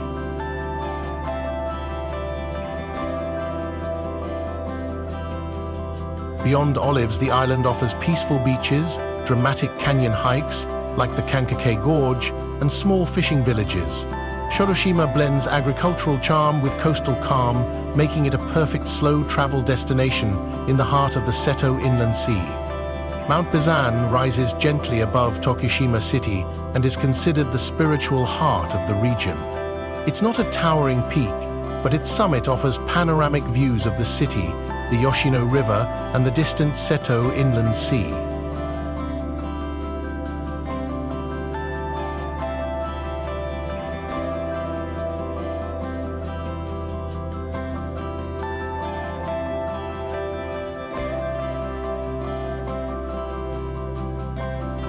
You can reach the top by ropeway or foot, and in spring the path is lined with cherry blossoms.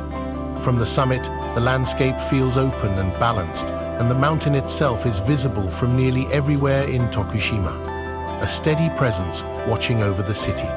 Naruto whirlpools form in the narrow Naruto Strait between Tokushima and Awaji Island, where massive tidal currents crash through a narrow channel, creating powerful, swirling whirlpools up to 20 meters wide. The best way to experience them is by boat or from the glass-floored walkway on the Naruto Bridge.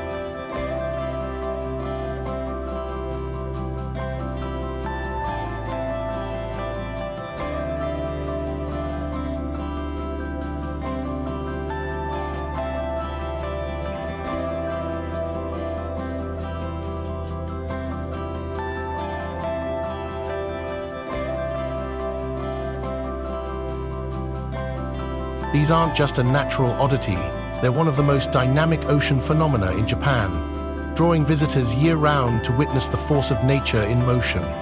Cape Maruto in Kochi is a remote and rugged point that juts into the Pacific Ocean. The coastline is sharp and rocky, shaped by centuries of waves and wind. Tide pools form in the stone, filled with sea creatures and reflecting the changing sky. The Cape is also known for its spiritual energy, with several temples along the nearby path of the Shikoku pilgrimage. It's a place for quiet walks, deep breaths, and uninterrupted ocean views that stretch as far as the eye can see. Yasui Valley in Kochi is one of Japan's hidden natural treasures, a remote gorge with one of the clearest rivers in the country.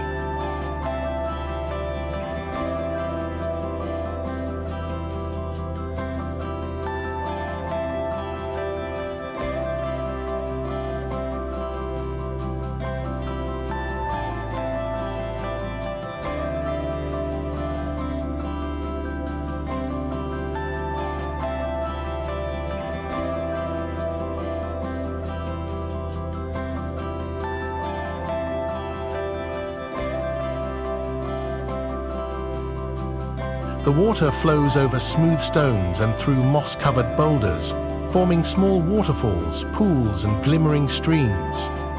The surrounding forest is thick and untouched, filled with birdsong and shifting light. Hiking through the valley offers moments of solitude, where you can sit beside the river and feel like you've stepped into a forgotten corner of the world.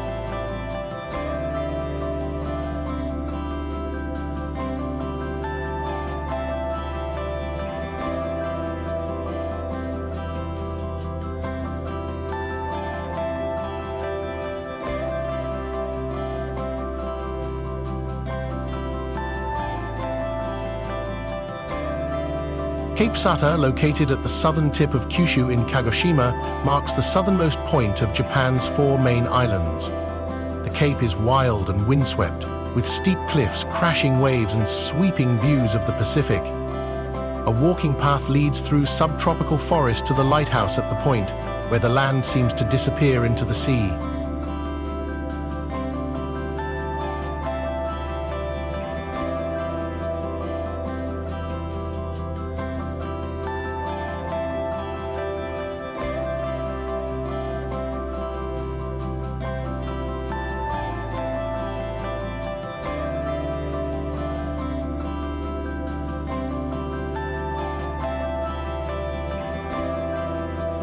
Fewer travelers make it this far, but those who do find a place of reflection, open, quiet, and far from everything.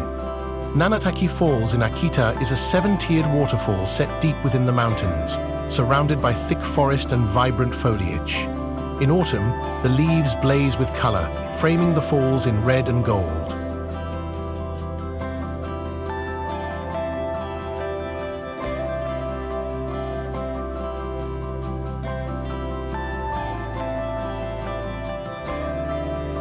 A trail winds alongside the river, offering multiple viewpoints of each level of the cascade. The sound of water follows you through the forest, and the light shifts with every step, making each visit feel like a new experience, even if you've been there before.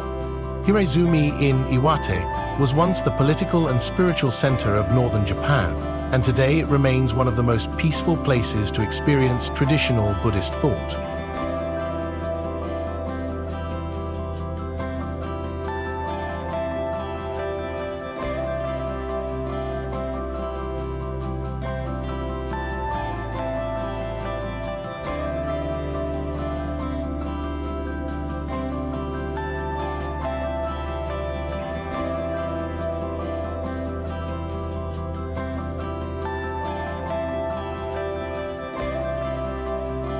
Its temples and gardens were inspired by Pure Land Buddhism, a vision of paradise on earth. Chuzonji and Motsuji, two of its most famous temples, blend natural surroundings with precise architecture and symbolic layout. Walking the grounds, you move between sacred halls, quiet ponds, and open sky, each part offering space for thought and stillness.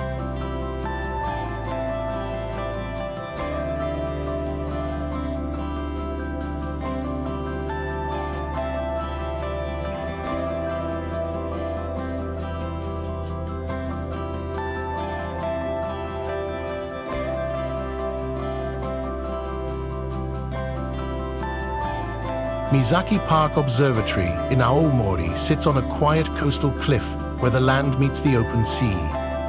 Wind is constant here, and the crashing waves below echo against the rocks. The view stretches out over the Tsugaru Strait, often under low clouds or sharp sunlight depending on the season. The park is simple, a few paths, benches and a tower, but its isolation adds to the sense of scale. It's the kind of place where you feel small in the best possible way.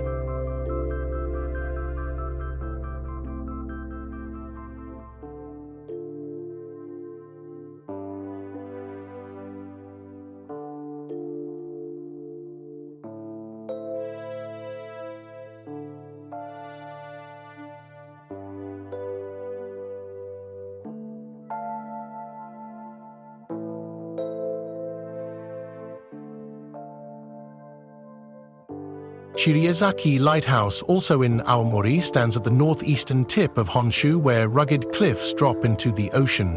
What makes it especially unique are the wild horses, known as kandachime, that roam the area, grazing in the sea mist. The lighthouse itself is modest but striking against the open sky, and on windy days, the landscape feels untamed.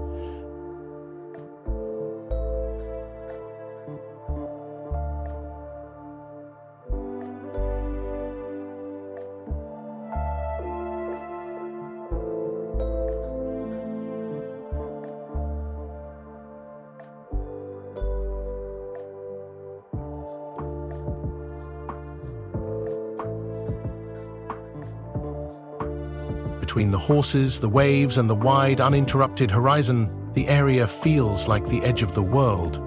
Kamo Aquarium in Yamagata is home to the world's largest collection of jellyfish, turning an unassuming building on the Sea of Japan into one of the most surreal aquariums anywhere. Inside, dark halls are filled with glowing tanks where jellyfish of every shape and size drift in soft currents. The jellyfish room itself is mesmerizing. A full circle of glass with floating forms illuminated like underwater lanterns. It's part science, part art, and entirely hypnotic.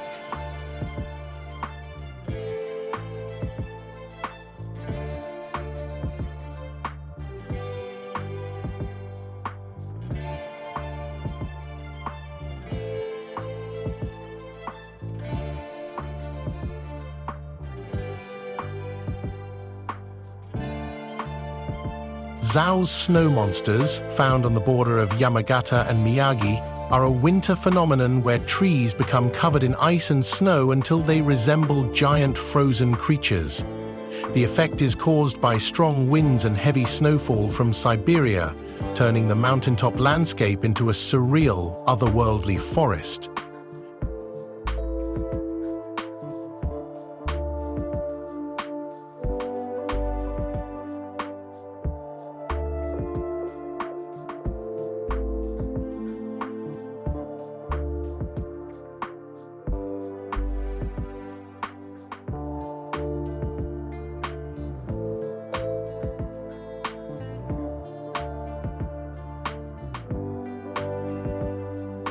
Visitors can take roadways up to walk among the monsters, especially beautiful under moonlight or when lit up at night. It's a strange and beautiful winter world like no other.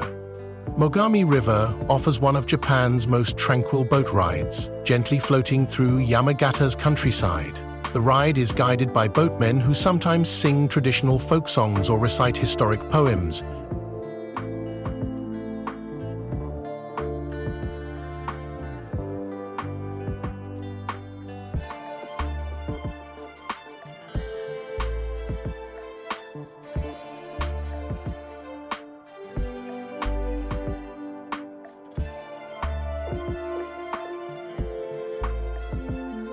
as you pass by forested banks and rolling hills. In winter, heated boats glide silently through snow-linked banks. In summer, the air is filled with birds and the sound of water. It's not just a river ride, it's a slow journey through natural beauty and cultural memory. The Yamagata Hanagasa Festival in August fills the streets with thousands of dancers in colorful yukata, spinning flower-shaped hats in time with traditional drums and flutes.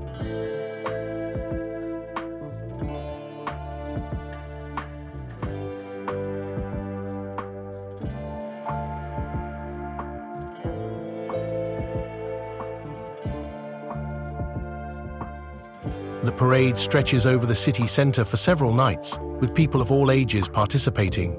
It's joyful but also disciplined, blending energy with elegance.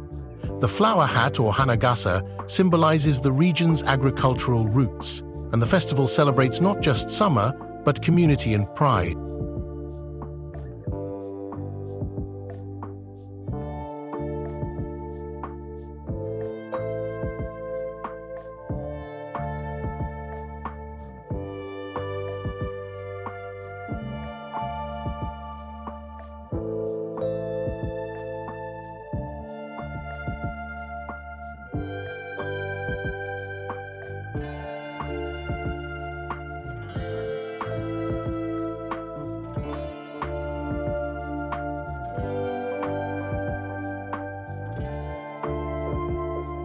Lake Nojiri in Nagano is a peaceful alpine lake surrounded by gentle hills and forests.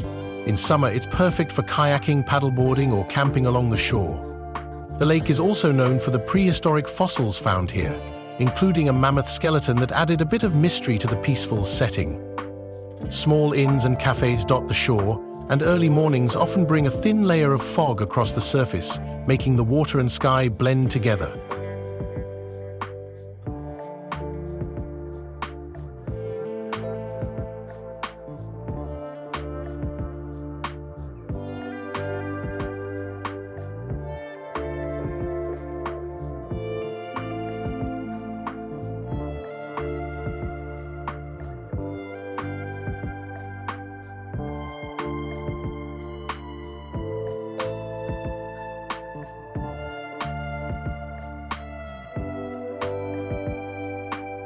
Unuma's rice fields in Niigata are vast and golden in autumn, stretching across the valleys beneath the Japanese Alps. This area is famous for koshihikari rice, considered among the best in the country. In summer, the paddies reflect the sky like mirrors. In winter, the landscape is blanketed in snow. These aren't just farms, they're a visual and cultural symbol of Japan's agricultural heart, shaped by mountain water and hard seasonal work.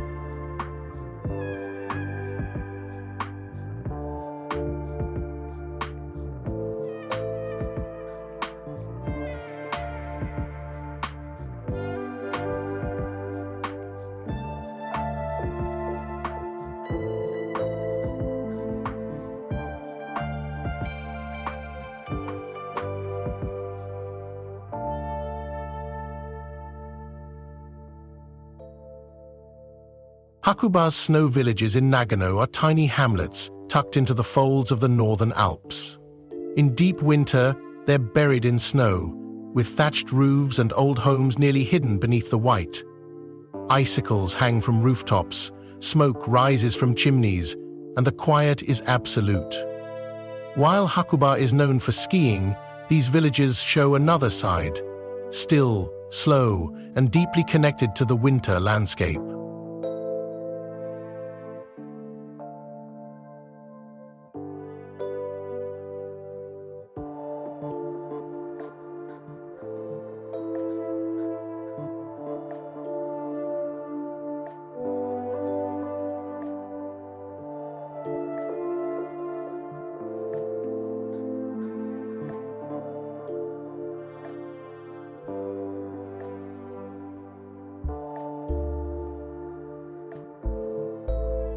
Togakushi Shrine Path leads through a sacred forest in Nagano, lined with towering cedar trees that have stood for centuries. The main path to the inner shrine is long and straight, flanked by ancient trunks that rise like columns into the mist. The shrine itself is quiet and simple, but the journey there, the sense of walking through living history, is what stays with you.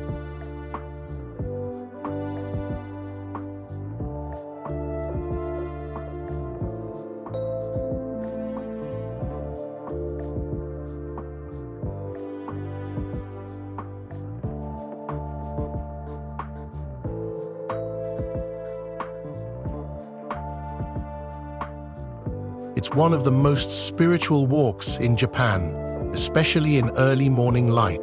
Sumago-jaku in Nagano is a perfectly preserved post town along the old Nakasendo Trail, where travelers once walked between Kyoto and Edo. Cars are banned from the main street, and every building, inns, tea houses, shops, maintains its original wooden design. The sound of footsteps on stone, the smell of wood smoke, and the rhythm of traditional life are still here. Staying overnight in a ryokan and waking to the quiet of the mountains is like time travel without leaving the modern world.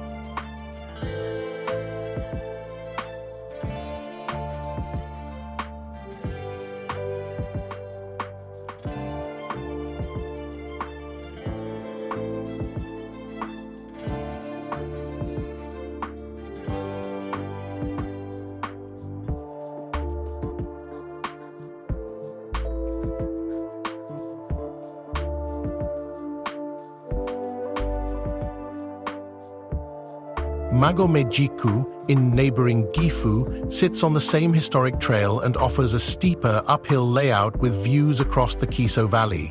The cobblestone street is lined with wooden inns, water wheels, and small cafes where travelers rest before or after walking to Sumago. The walk between the two towns takes about 2-3 hours and is considered one of the best day hikes in Japan.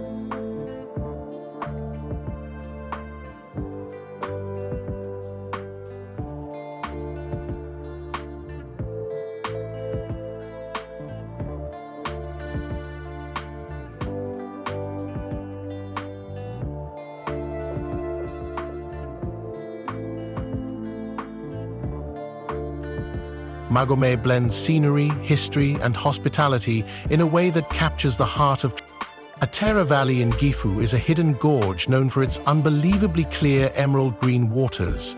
The river carves through moss-covered rocks and narrow cliffs, creating deep pools and waterfalls that shift in color with the light. It's a favorite among nature lovers, but still relatively unknown, making it feel like a private sanctuary. The walking paths along the valley are peaceful, and the sound of the flowing river echoes gently through the trees, offering a calm, refreshing escape in any season.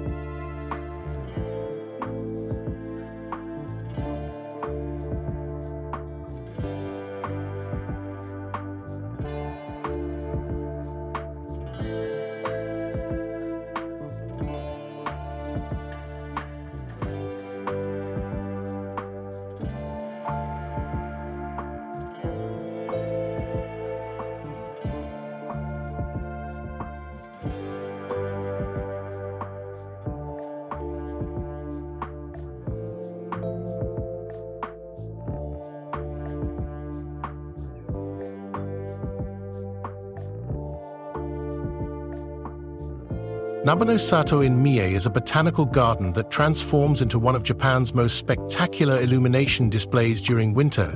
Millions of LED lights cover tunnels, trees, and massive outdoor scenes, from animated cherry blossoms to glowing mountain ranges. The garden also features seasonal flowers, a large greenhouse, and hot spring foot baths. While it's beautiful during the day, it's at night that Nabano-sato becomes something extraordinary.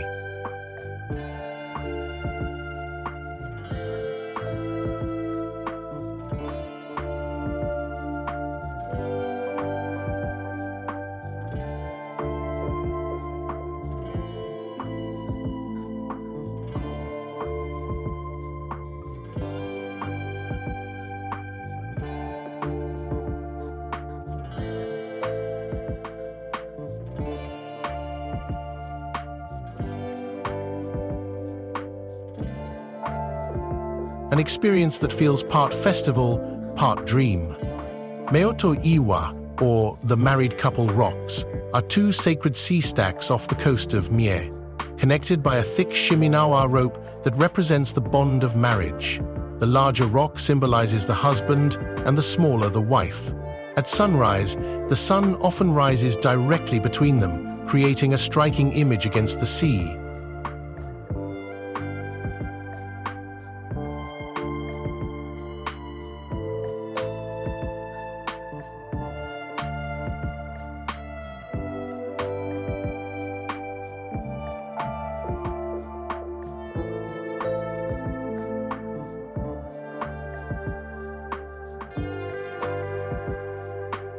The site is part of the Futami Okitama Shrine, and many couples visit to pray for harmony and lasting relationships. The rocks themselves are simple, but their symbolism and setting make them quietly powerful.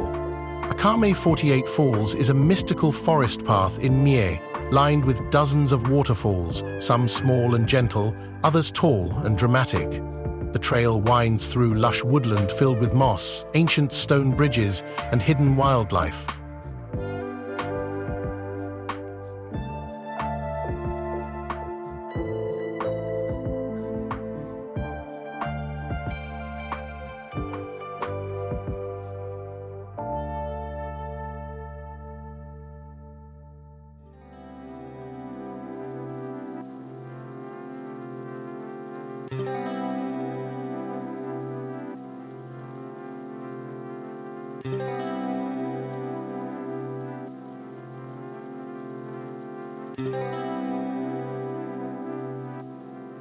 It's also known as the legendary training ground of ninja, adding a sense of history and mystery to the natural beauty. Walking here feels like entering a story. Every bend reveals another cascade, another moment where the forest speaks in water and wind. Kumano-Nachi Taisha in Wakayama is one of Japan's most iconic spiritual sites. A mountaintop shrine looking out over Nachi Falls, the tallest waterfall in the country.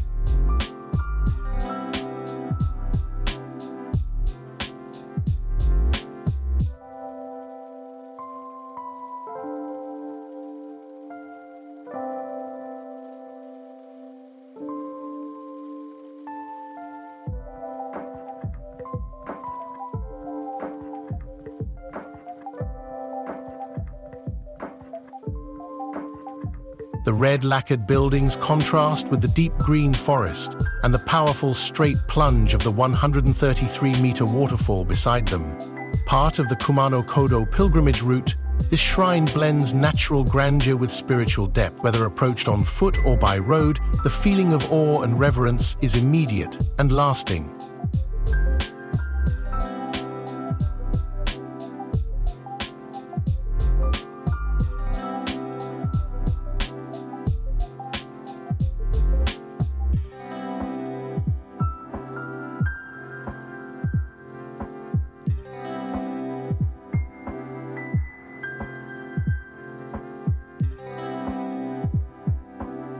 Koyazan Okunoin is one of the most sacred sites in Japan, a vast forest cemetery that stretches for nearly 2 kilometers, leading to the mausoleum of Kobo Daishi, the founder of Shingon Buddhism. Over 200,000 gravestones and stone lanterns line the moss-covered path, shaded by towering cedar trees.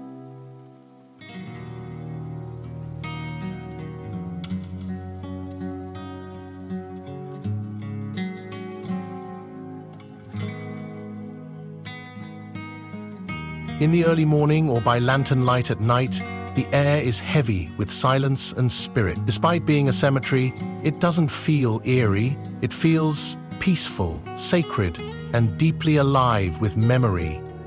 Walking here is not just a visit, but a pilgrimage of its own.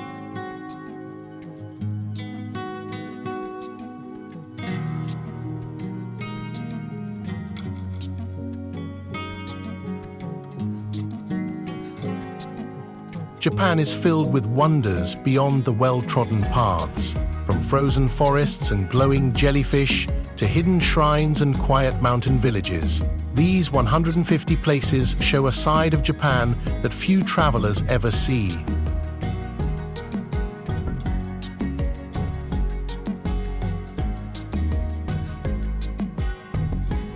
Whether it's the power of nature, the depth of history, or the silence of a forgotten trail, each location carries a story waiting to be discovered.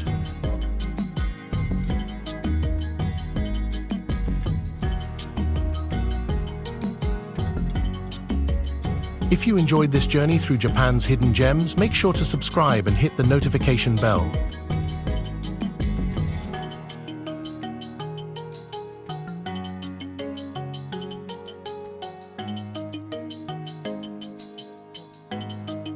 There's so much more of the world to explore, and we're just getting started.